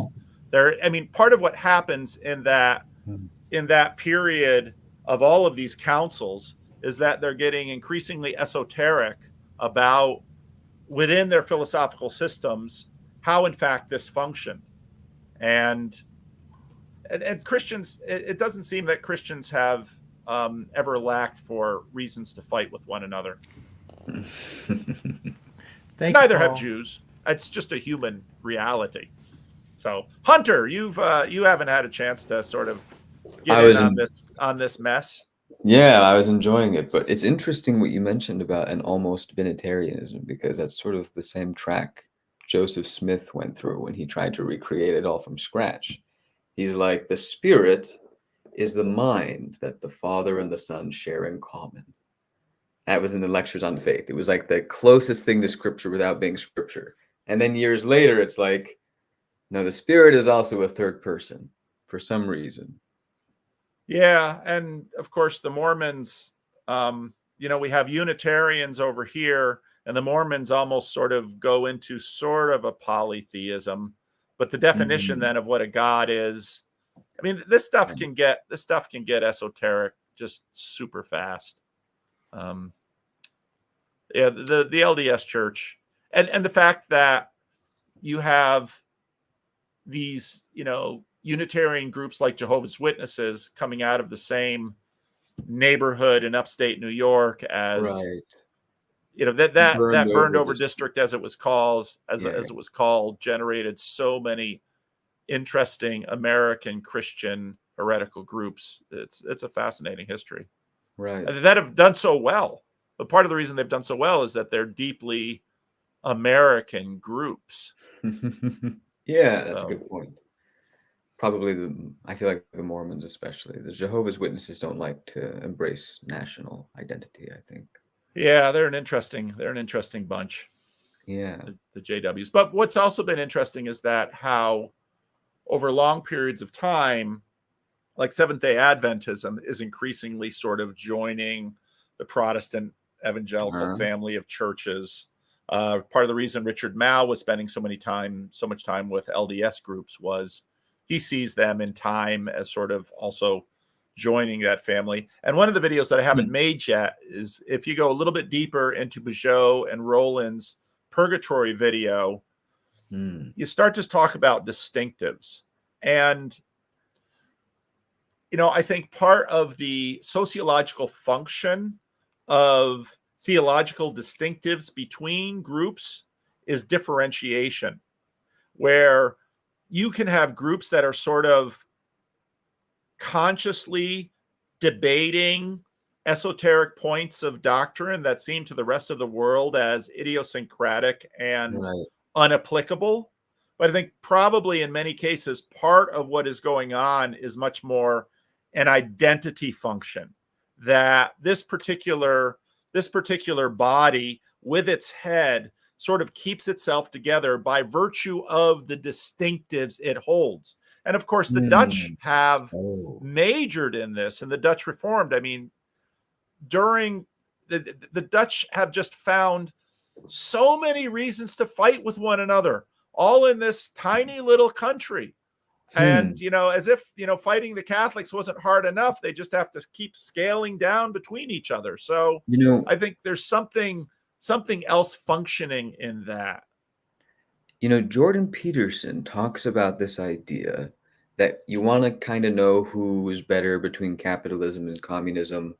You interpret them as like spirits or gods, and you say, well, they both indwelt populations and they had a war, and whoever wins the war sort of wins that differentiation that comes into a head-to-head conflict. But that's a very expensive step of calculation. You could imagine that a society that learned to regulate violence more and more finely could withstand sort of simulated wars and churn through what might take 1,000,000 years of war in like 100 years of vigorous debate. Yeah, because wars are incredibly expensive. And I don't Yeah. mean that just in terms of money. I mean, wars just destroy so much. And so, there's all these chatter about a civil war in America. And I think what you observe is probably more true, in that for many Americans, we would much rather just yell at each other and cancel each other and, unfollow. And our wars are being fought in this social media thing. But the truth is, you can throw your smartphone against the wall and then go have a hamburger. And maybe a year from now think, oh, I was really a little too upset about Gore v. Bush, and maybe I should chill a little. How different were George W. Bush and Al Gore, really? I mean, Jacob made the point. Mean, it's not sexy evil, but like the Patriot Act is kind of a big deal. I mean, it sort of gets swept under the rug. Yeah. So, and I think that's part of what we've seen in, I have hope by the fact that people who have a lot to lose will probably just rather retreat and sulk and say bad things about someone else rather than actually doing violence. And that's a hopeful thing.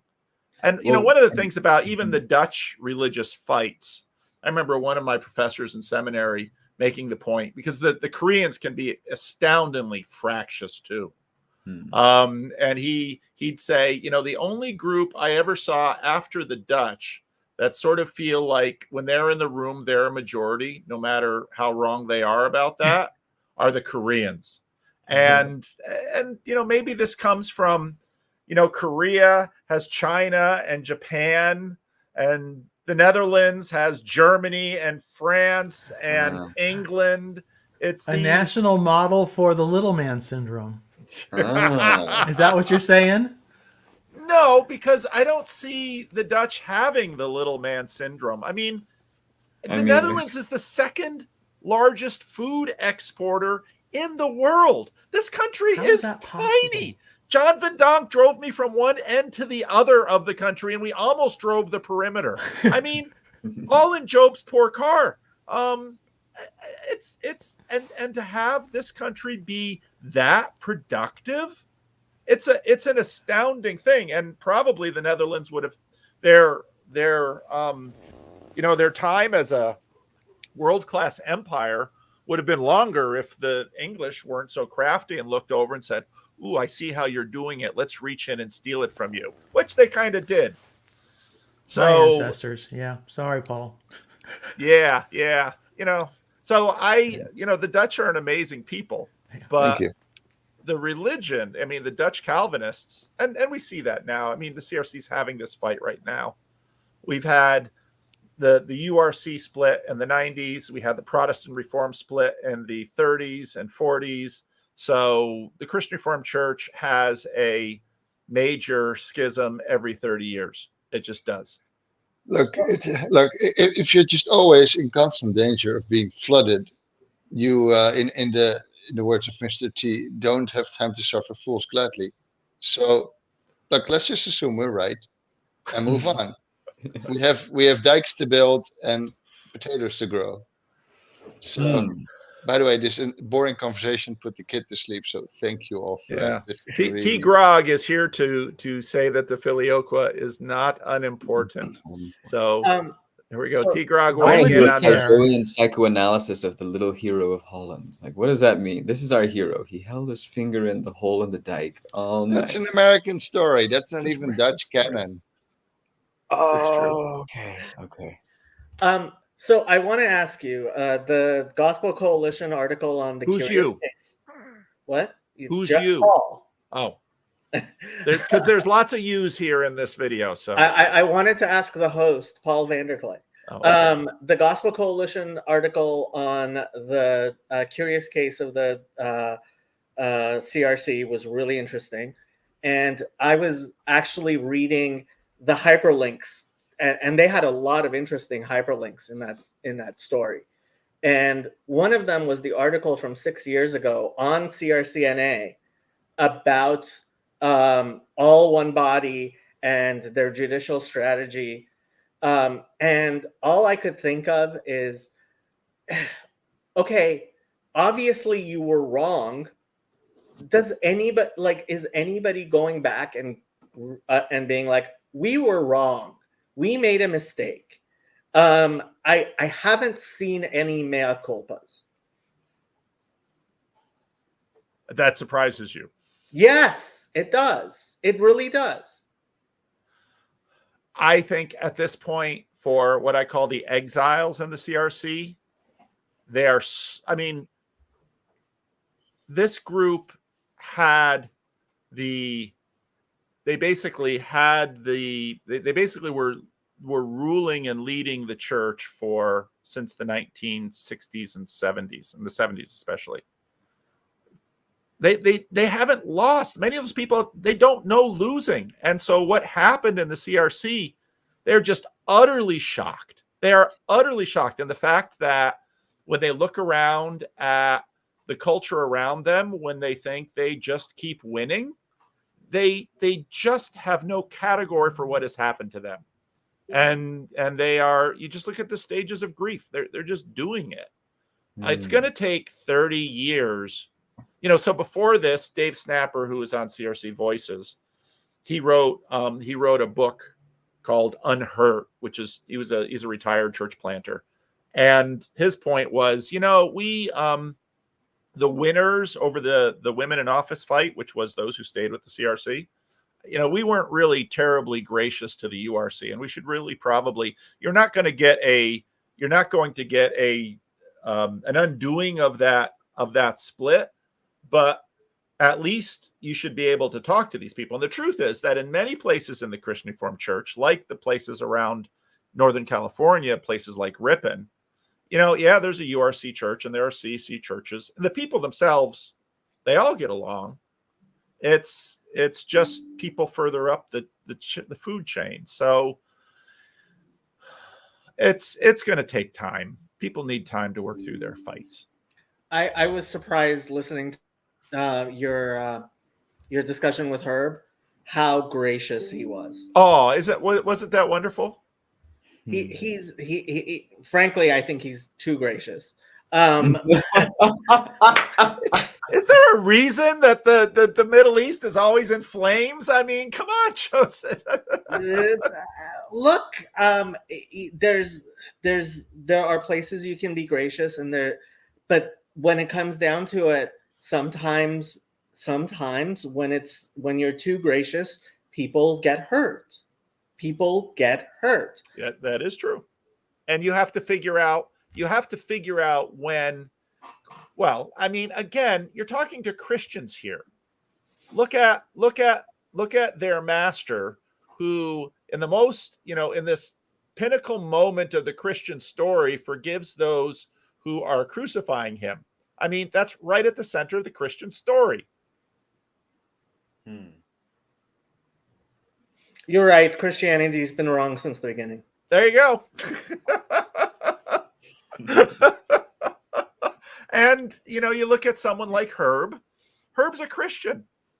And, even, the reason I was so glad that, because we were going to talk and then Nancy died and, all of this stuff. But I was just so glad to have that conversation with him, because part of what is difficult for those who have lost this current fight in the CRC is understanding why they lost. And I've been talking about that for 10 years with these people.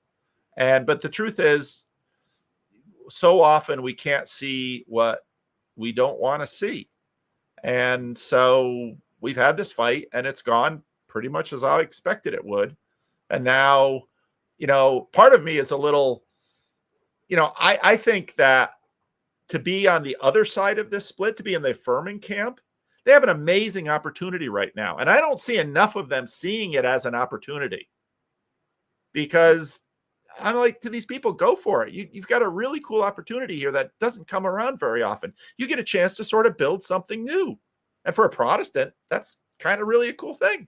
So go for it. And many of the, at least vocal ones, are just in shock that they have been so quickly shown the door, that there's all we just hear is anger.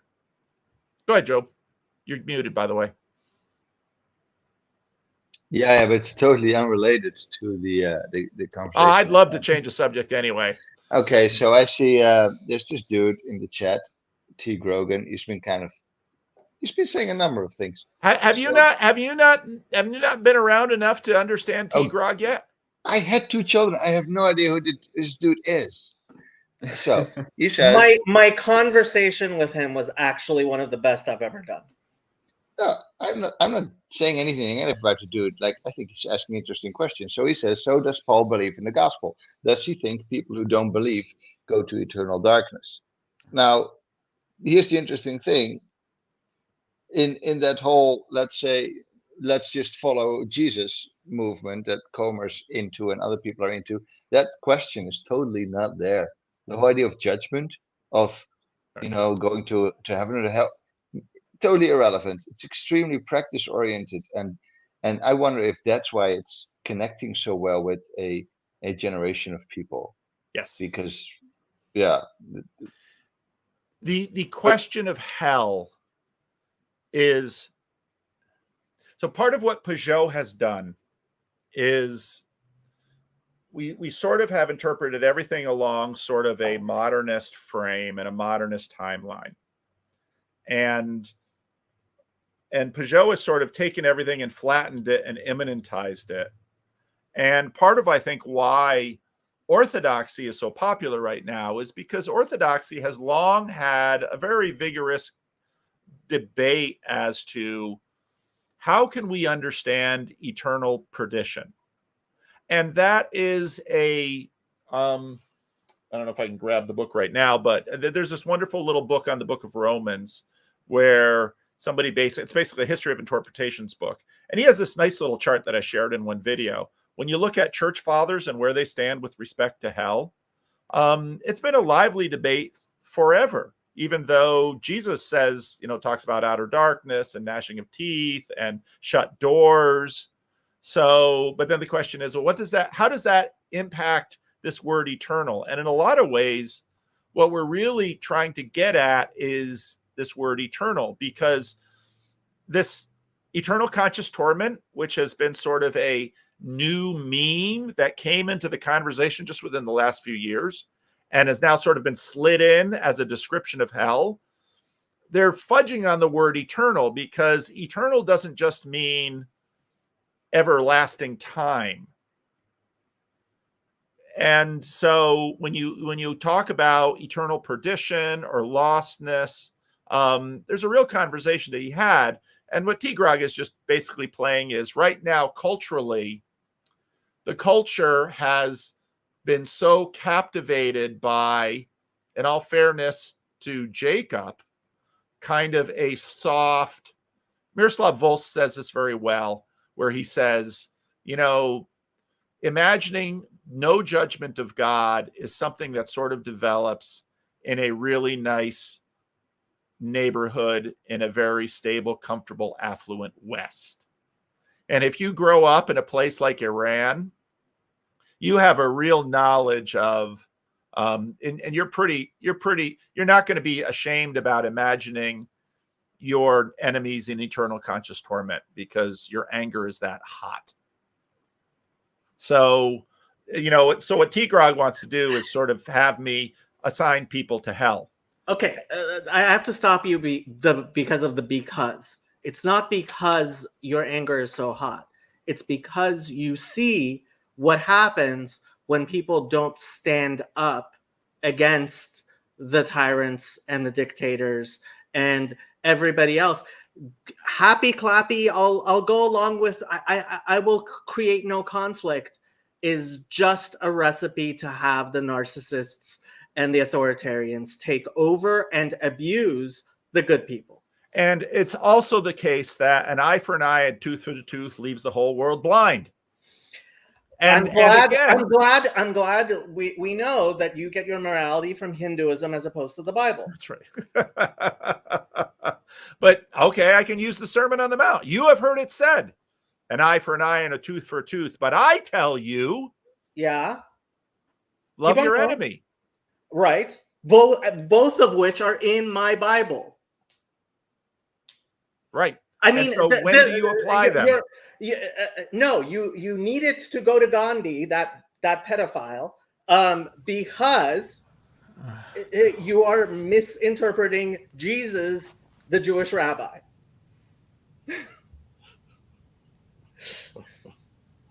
Oh, talk about a cultural imperialist move there, Jacob.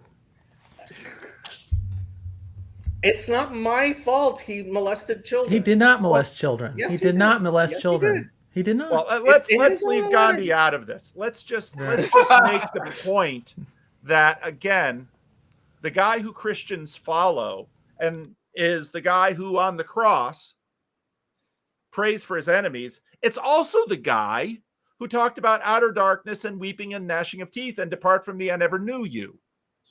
Both of those things are there. And the reason that Christians have those vigorous conversations is because all of those things are there. And part of the thing that Christians claim is who judges? God alone. Now, it doesn't mean that Christians shouldn't stand up against things. I mean, Paul turns around when this slave girl with a python spirit is annoying him, casts out the spirit, and then gets locked into jail for it at Philippi. I mean, there are plenty of resources there. But basically, Christians have for a very long time been working the question of what do we do with enemies? And the standard rule in the world is, the first rule is kill them. And the next rule is, well, maybe if killing them is too much work or long-term too costly, then marginalize and alienate them. And Jesus says, love them. But now, then the question becomes, what exactly does love require? Because it's not just love the enemy who's doing all the messed up stuff. It's also loving the victims of that enemy. And so you have to figure that out. And so T. Grog sort of wants to ask a wedge question and say, Paul, would you please tell me who suffers eternal perdition? And I would say, everyone God sends there.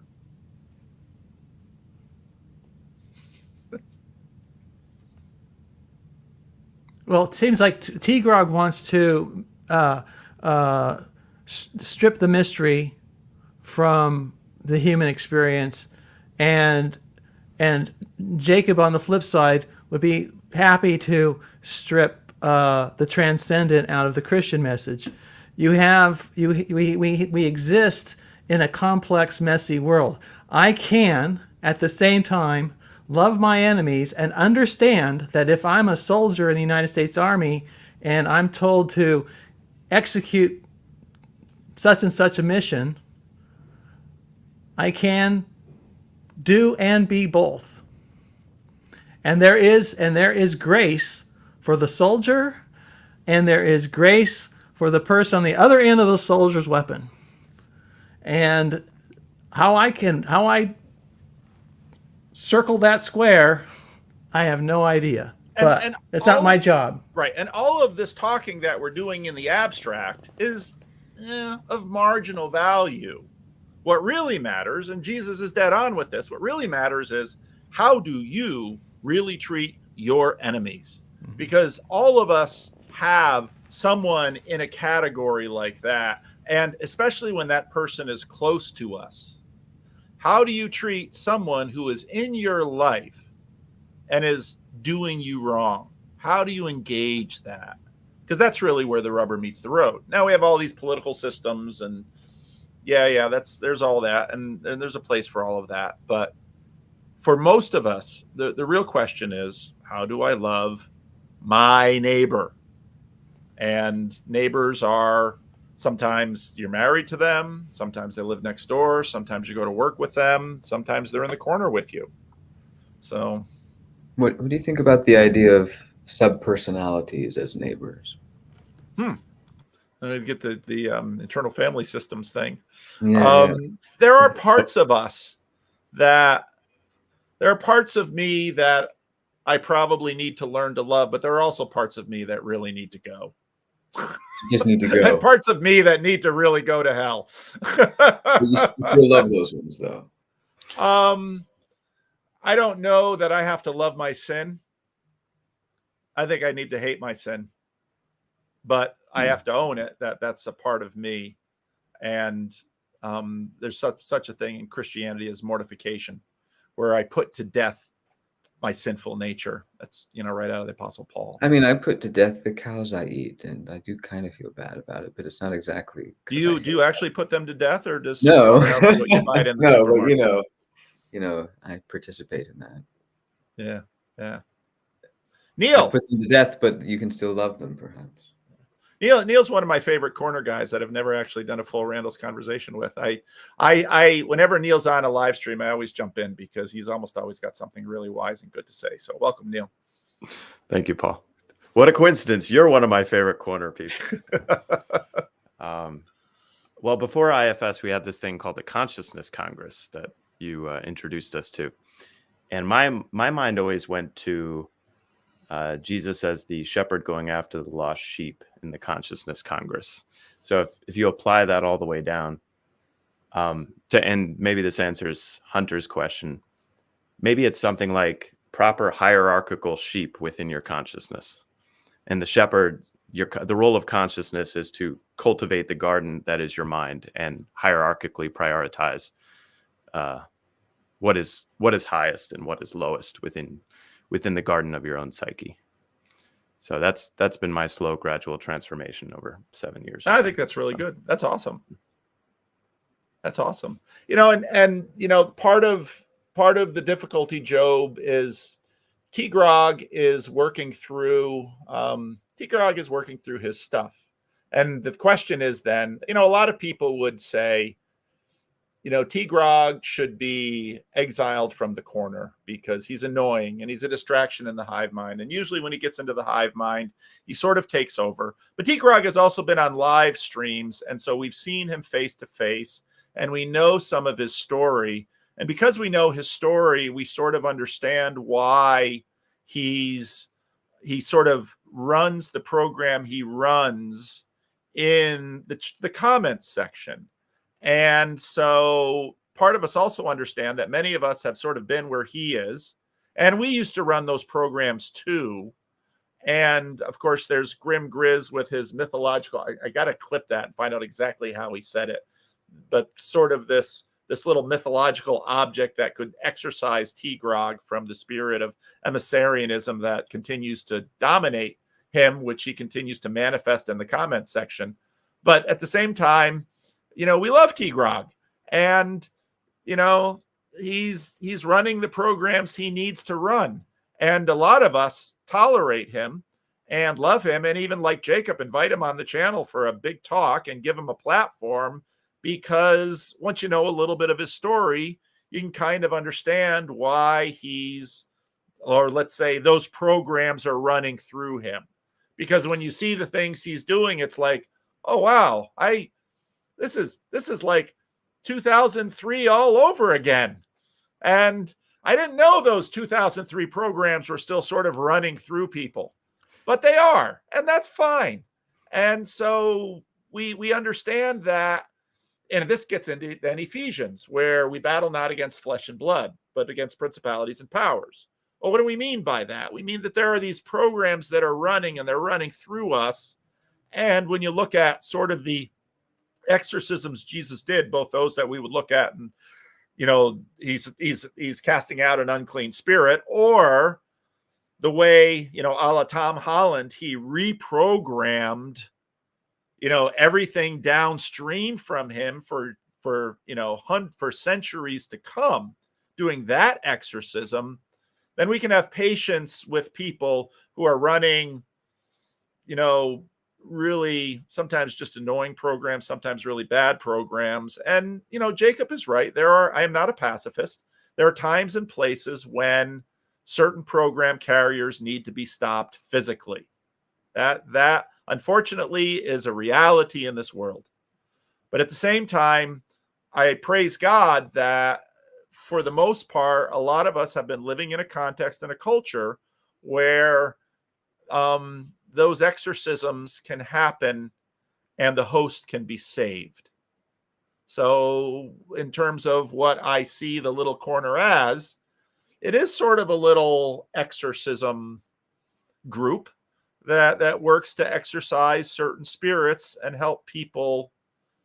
Let's do more productive conversation, because we recognize that loving, productive conversation can cast out some unclean spirits slowly. That's what I see the corner as. And it's make believe. Yeah, but part of why this is sort of downstream from Peterson and Vervaeke is because, so now every morning I bring the dog to my wife's classroom, and because it's a little much to take for her to take in the morning, she gets to go to school and she gets to start the day, and her day is underway. And then I bring the dog, and the dog stays her with the rest of the day. And it's really wonderful for the dog. It's wonderful for the kids. But to get to my wife's classroom, I have to walk by. Her school has a wonderful kindergarten program. And outside, those kids were digging in the mud, and they're making little mud pies, and they're hopping around on stumps. And, these kids they're just being kids. And to see that in a school is just wonderful, because too often the kids are just, coerced to sit behind desks. And, so it's a beautiful kindergarten class. And I was just listening to many of their little voices. They're making things, and they're talking, and they're doing things. And you begin to realize that, just how much stuff is make-believe. I mean, in some ways, there's a lot of make-believe in Jacob. Like, Jacob is a member of my consciousness congress. And the real Jacob, or the true Jacob, is, way more complex than the little avatar of Jacob in my consciousness congress. And so the truth is, we all live in make-believe worlds, and the attempt to exercise, it's really all about sort of recalibrating the estuary waters between the real Jacob Federecci out there, which is itself a very complex thing, and my apprehension of Jacob. And then, I mean, when you think about what we are doing every day just in having a conversation, it's astounding. And so then when I think about Estuary, I think so much of what people need to do is to be able to sit in a room and have a productive conversation with other human beings. One of the things that I've noticed about Estuary is that some people can't do it. And it might be because they just can't sort of get up there. And sometimes people can't do it because they're sort of possessed by a certain spirit.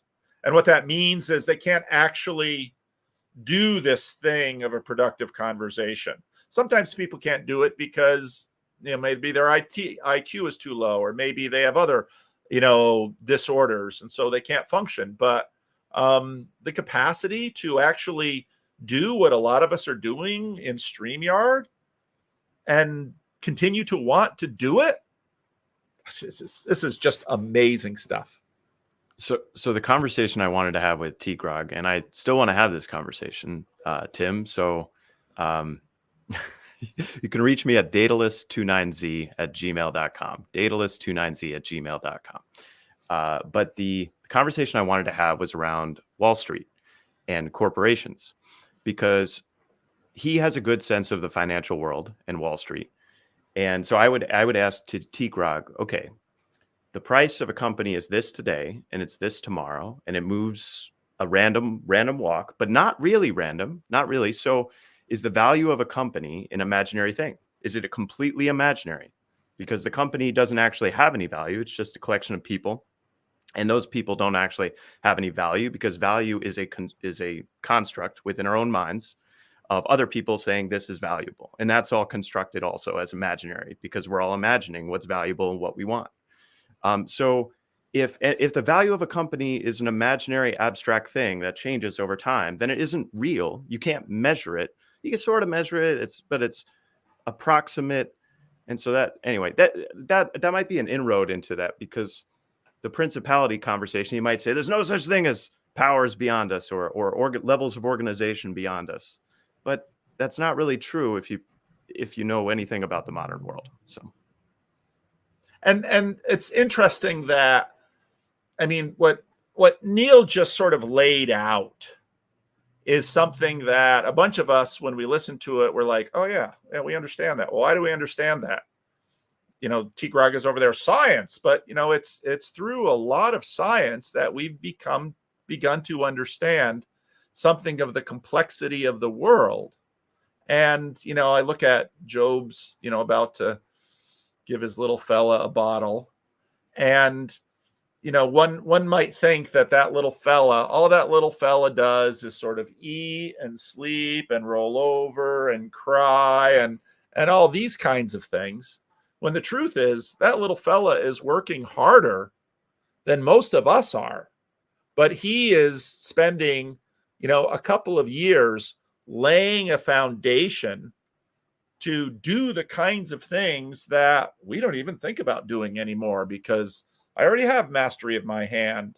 I already kind of know these limits. And, you know, the truth is that it's funny sometimes, because watching T. Grog in the comments, one could almost sometimes think that there's a bot, because the kinds of comments he makes are so sort of bot-like. And you know, I don't mean to be, you know, I don't mean to be ungenerous or unkind, but it's just, it just strikes me. So anyway, I've talked too much. I've been dominating this conversation. I don't want to do that. So Christian, what say you? What say me? Oh goodness. I was thinking about, it was mentioned earlier about like John Mark Comer's focus on embodied practice. I think that was part, I mean, I can kind of get to the current point as well, but you don't have to. Okay. And the focus on that, from my experience, this goes back to your conversation that you had about, I can't remember the country music's name, if it's John Rich, the guy that was that talked to Jordan Peterson recently about, and has the new music video on Revelation and all that. Yeah. And coming from like a highly dispensational raising, when you mentioned the word, you know, Gnostic, you kind of briefly said, you know, that kind of Gnostic stuff. That really resonates with me, and why something like myself, who maybe Comer speaks directly to, you know, millennials in that sort of way, is coming from a faith that is kind of like what T. Grogan is talking about. I mean, just that's a faith that's all in the ideas and not grounded in reality, in a lot of ways, and how that's kind of why I think that's having some weight when it's being brought to people, that embodied practices for worship are important, and too much focus on something like hell being the main focus of evangelism or of sermons for years, or something that you may have heard.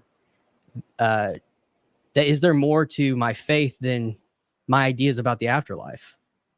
And so I think that that's a big reason that that has had, and reasons why when you mentioned orthodoxy being popular in this space is, you know, high level of embodied practice.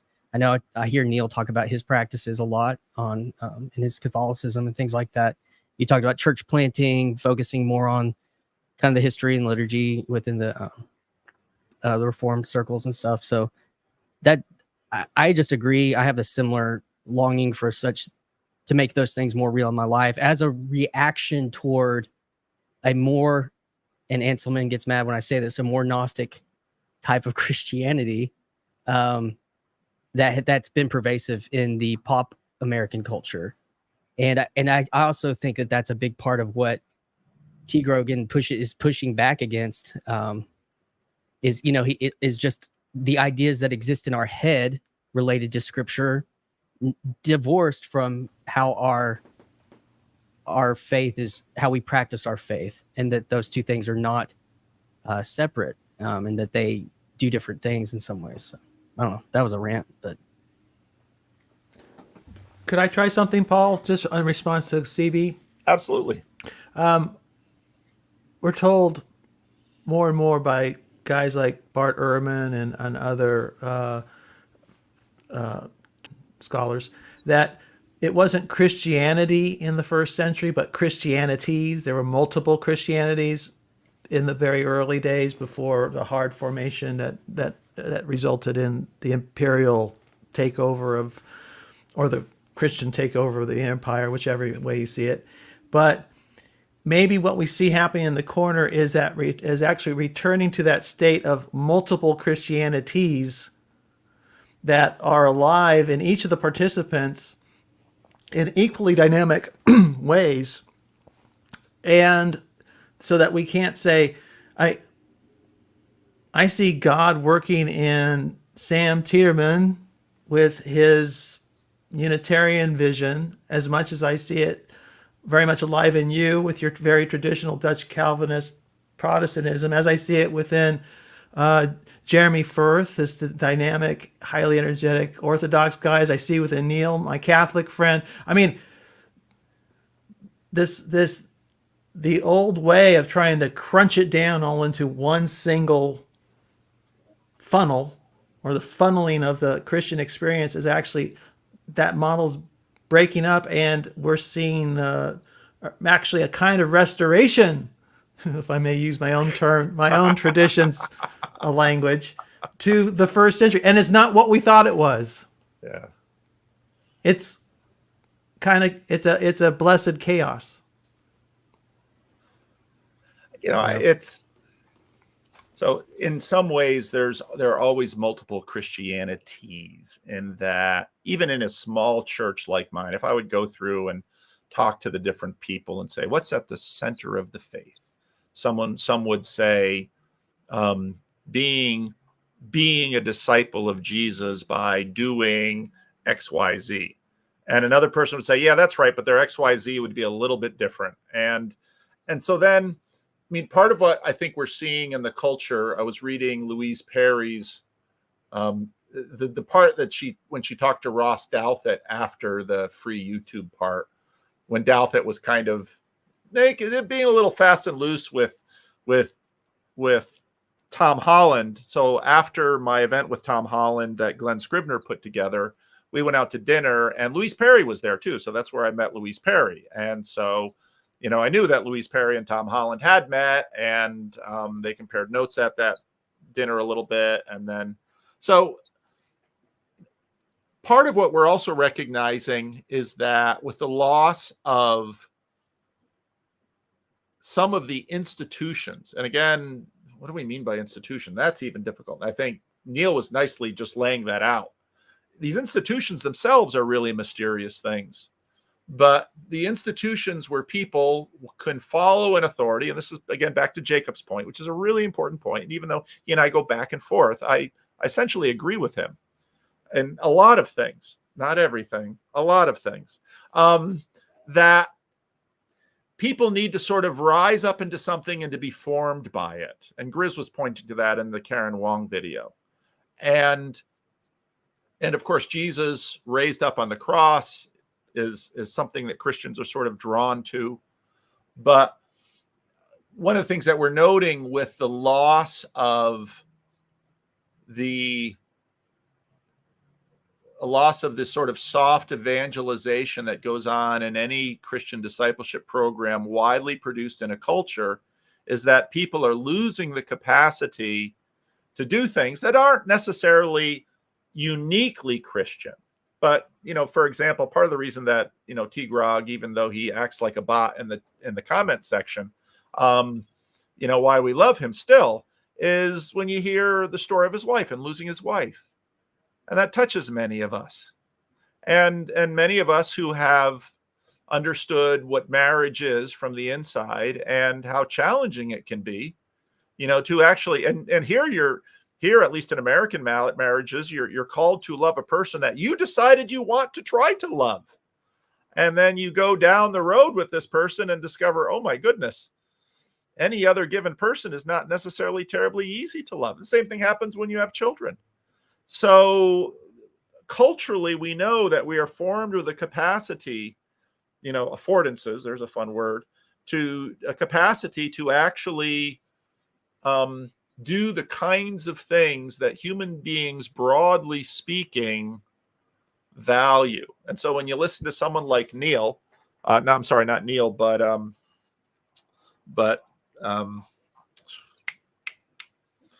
just had him on my podcast, for Pete's sake. When you listen to somebody that says, we always had, he's in Iowa, we always had an empty chair at the table for someone who needed a meal. I remember stories of my grandparents where my father grew up, and there was always, back then you'd call him a hobo. There's always a hobo sitting on the back step. And even though it was during the Depression, and my grandfather did not make a lot of money, and things were really tight, and I heard stories of, my grandmother would give a hobo a cup of coffee, and there would be the little cup with sugar in it, and this person was, putting the sugar in like this, and my grandmother's just watching it, knowing what that sugar cost, but not saying anything, because the value of hospitality was so important. Now, she remembered it because she knew what the sugar cost. And so the story got passed down, but it got passed down to a culture of hospitality and sharing. And of course, that's not uniquely Christian. Jesus gets that from Abraham, who the strangers come and he extends hospitality. And, the sin of Sodom and the sin of Gibeah at the end of the book of Judges, those are sins of, the stranger comes to this town center, and why doesn't anyone take that stranger in? And when you take that stranger in, you afford them hospitality. And, I'll tell you, you're not going to, even for all of Jacob's notorious reputation in this corner, sometimes he's a very hospitable and generous man. And I can testify to that because I've seen it. So then you develop a culture where these things are values, and Christianity has had a way of doing that in many ways that has blessed the world. And Christians are called to perpetuate that culture. So, and I didn't mean to exclude Jacob from my list of people I see God working in, because Jacob could easily fit into, if you listen to James Tabor at all, could easily fit into an Ebionite congregation back in the day. Because no one really knows exactly what they believed, but they seem to have been more of the on the Judaizing side of the equation. But anyways, thank you, Paul, for the hospitality. It's been fun. Thank you. Well, and even the fact that, here we've got Mark, and of course, Mark in his early days here, Mark would lose patience with me, and you'd read it in the comment sections. And of course, Mark and Jacob famously feud over certain things. But, this is the project. And, to reduce it to carrots and sticks, yeah, I get that. But there's something beautiful about not having it be, Jacob's not just going to show hospitality because he has some Machiavellian political agenda that he wishes to propagate and colonize with. No, it's not going to happen. Go ahead, Neil. I was thinking to myself, if the audience of soap operas found out half the intercorner political dynamics in this space, we would have the biggest issue on our hands. We'd have an explosion in growth, and it would completely change the dynamic of this space. So whatever you do not tell audience members of soap operas the beauty of this space and the richness of conflict, competition, cooperation. It's so cool. Yeah. And we'll see it. There's an ad. I got an ad for. I'll put an ad for my latest episode with my reaction to Michael Satori's Boomerology, and it's going to be a two-parter. So lots of suspense and lots of conflict. So, wait, did you just take Boomerality and Astrology of Jonathan Demir and call it? Did I do that? I don't. My brain does that. Sorry. Yeah. It's so fun because Trip Parker, early on when it's like Paul Vanderklay and that group of what Paul Vanderklay does, he just brings all these heretics on. It's just why would Paul Vanderklay talk to all these heretics? But then all these really conservative CRC pastors go on Jacob's channel, and it's like, wow, look what's happening. Can I just comment on the sort of meta container of what's going on with you and T Grogan? Like, sure. I see this as such a good representation of the Christian response, of like the power of that sort of Sermon on the Mount strategy related to an enemy. It's like, what do you do with an enemy? And it's like, that is like the eternal problem. Literally the first story after creation is like, and then they were enemies all the way, and you never got over it because you were dead. And then it's like, hey, what do you do about that? And this strategy of being like, well, one, there's an honesty to it, right? So he's trying to be, he's clever, right? He can bring self-awareness. He can try to point out what you're doing, but you're not hiding what you're doing. The Christian strategy does not have to hide. It's like, yep, I'm looking at you, and sometimes I believe it is appropriate to psychoanalyze. I believe it is. Yep, that's exactly what I'm doing. I think it's appropriate in this case. And there's a robustness to the just falling back to the truth and to something like, you're not gonna like not get away with this and like get stabbed in the back necessarily, because I mean that can always happen, but the point is, you're not provoking it, you're not deserving it. You've just been like good faith and honest, and that's it. Anyway, and so T Grog's quoting Jesus, and an Anabaptist would say, because part of what happened is that if you read Molly Worthen's Apostles of Reason, even the neo-evangelicals got all, to get all of these propositions right. Getting propositions right is good. The Anabaptists take this Christian tradition and say, well, yeah, those propositions are important, but you want to know what's really important? This is very Jesus-y, is that you actually do what he says. This is very Jewish. Keep the covenant, obey the commandments. And Jesus says, these are the commandments I give you. These are the priorities of the commandments. Now, if you go out and do them, you'll be blessed. Now, sometimes you'll be dead too. But, and Jesus makes it very clear that being dead is not the worst thing that can happen to you. So the blood of Jesus speaks a better word than the blood of Abel. Right. Narrow is the window where I can put the kid to sleep. All right. I gotta head off. It's 12:25. You guys have colonized me to the degree that I've gone way over time. So take care, everyone. Good night, Joe. Right, bye-bye, baby. Oh, so cute. Oh, so cute. I know. You get to that age, right, Mark? And it's like, baby. It's like our biological clock kicks in, and it's a phenomenon now. It's in 60-year-old men. That's right. It's the grandfather biological clock. Oh, I want to be. My children are like, oh, would you leave it alone with the put a ring on it and start making babies. That's right. My son was visiting his girlfriend, and I know that she has a little nephew. And I gave him frequent flyer miles to fly up there. I said, I'll give you these frequent flyer miles, but you have an assignment. So you have to hold the baby. So he sends me a picture back of him holding the baby. It's like, gotta hold that baby. Gotta get experience with that baby.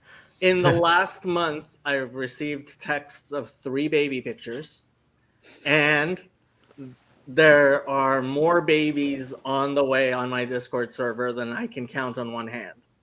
So it's cool. And that's been keeping me sane despite all the craziness of this little corner, or whatever you want to call it. And that's what makes it worthwhile, because it's about the future. It's about the future. And what's amazing is the bastards. And what's amazing is that you've got Malcolm and Simone out there, pushing pronatalism, and it's like, we're not pushing that hard, but Corner sure seems to be doing it. I'm pushing it very hard. Oh, that's why you're getting all the pictures. But I bet you the babies aren't being produced because, at the end of the evening, someone says, well, Jacob says we ought to do this. I don't think that's what's happening. I'm sure that's what happened with Chad and his wife. All the whole time when Cassidy and Job were holding their babies, rocking them, I really wanted Jacob to kind of embrace the moment and get Andrew up on his lap and start. I thought it would have made a perfect picture, and it just didn't happen. Yeah, because his parents aren't accusing me of molesting him already.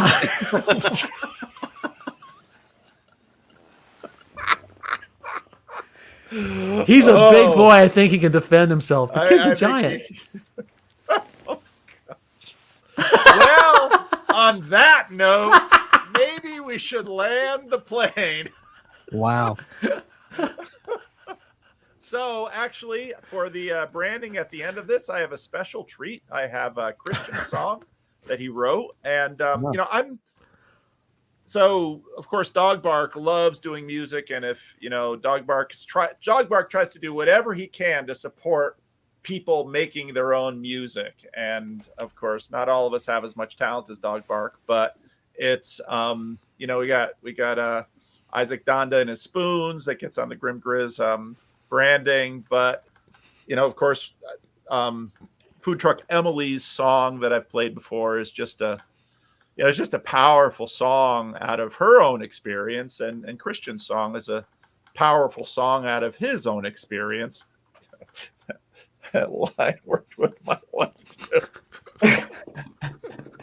Oh my word. So I am going to land the plane, and I am going to play Christian Baxter and his song. So thank you all for joining me, and thank you for joining this live stream. Tremendous fun.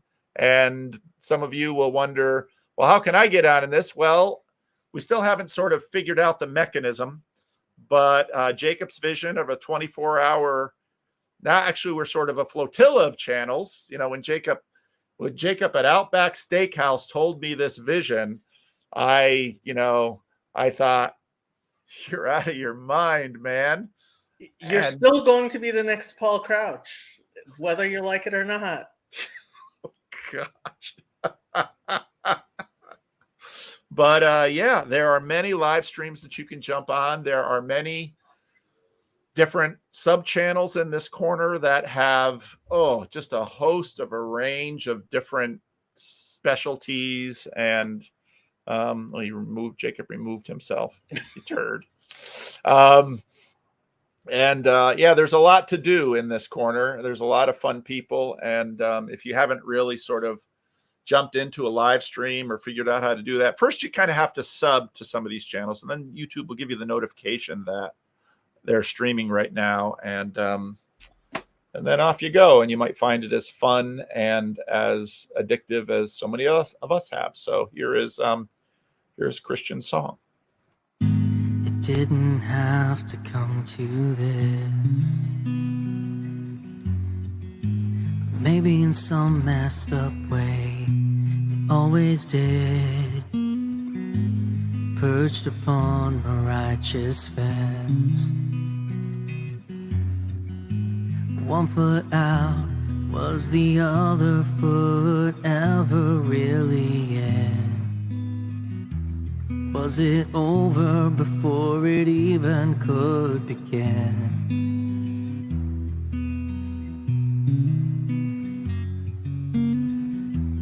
Where do you go from here?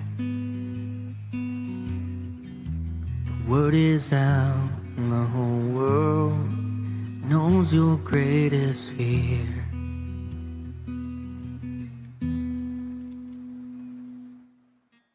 I need some hope, I need some truth to find my way to you.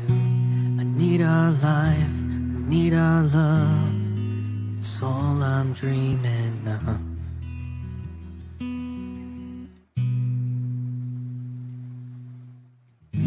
I built my life upon the sand, and in a moment the waves came up and dashed it to an end. And the blood is on my hands,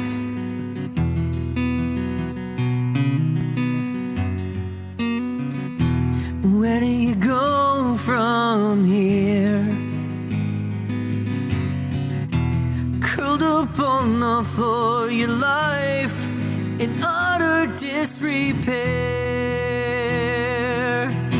I need you here.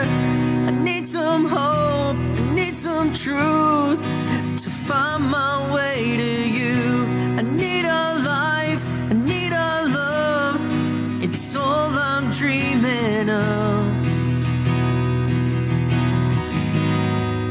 You're all I'm dreaming of.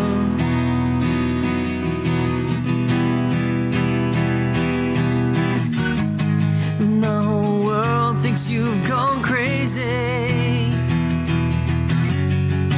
to jump back on this ship with me. But they don't know that I am ready to die before I let you sink again with me.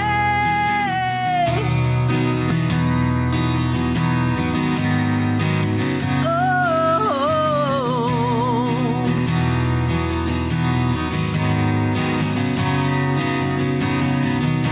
we found some hope, we found some truth. You met me there, you promised to. We built our lives, redeemed our love. Is what dreams are made of. Is this a dream? Don't wake me up. You're a dream, don't wake me up. Is this a dream? Don't wake me up.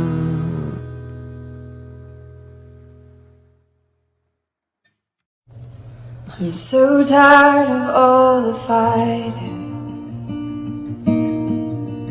I'm tired of pushing what won't give. I see you weary, worn, and restless. You know that ain't a way to live. I don't care for being right. I don't know where to lay the blame. If I never measure up, would you love me just the same? The slow burn war of attrition. No tongues are held, no holds are barred. We supply the ammunition till all we share is one big scar. I don't care for being right. I don't care if I'm wrong. I just want to understand why we never get along. And you've been slaving for the money. You say we've got bills to pay, and there are mouths we've got to feed, and you don't see another way. And I don't care if you are right, 'cause it feels so wrong that two people with this love just can't seem to get along. The years have gone, the kids have grown, the ships all passed in the night. We were rearranging deck chairs. All that matter left our side. have to have the answers. We don't have to shift the blame. 'Cause if we never get along, I'm gonna love you just the same.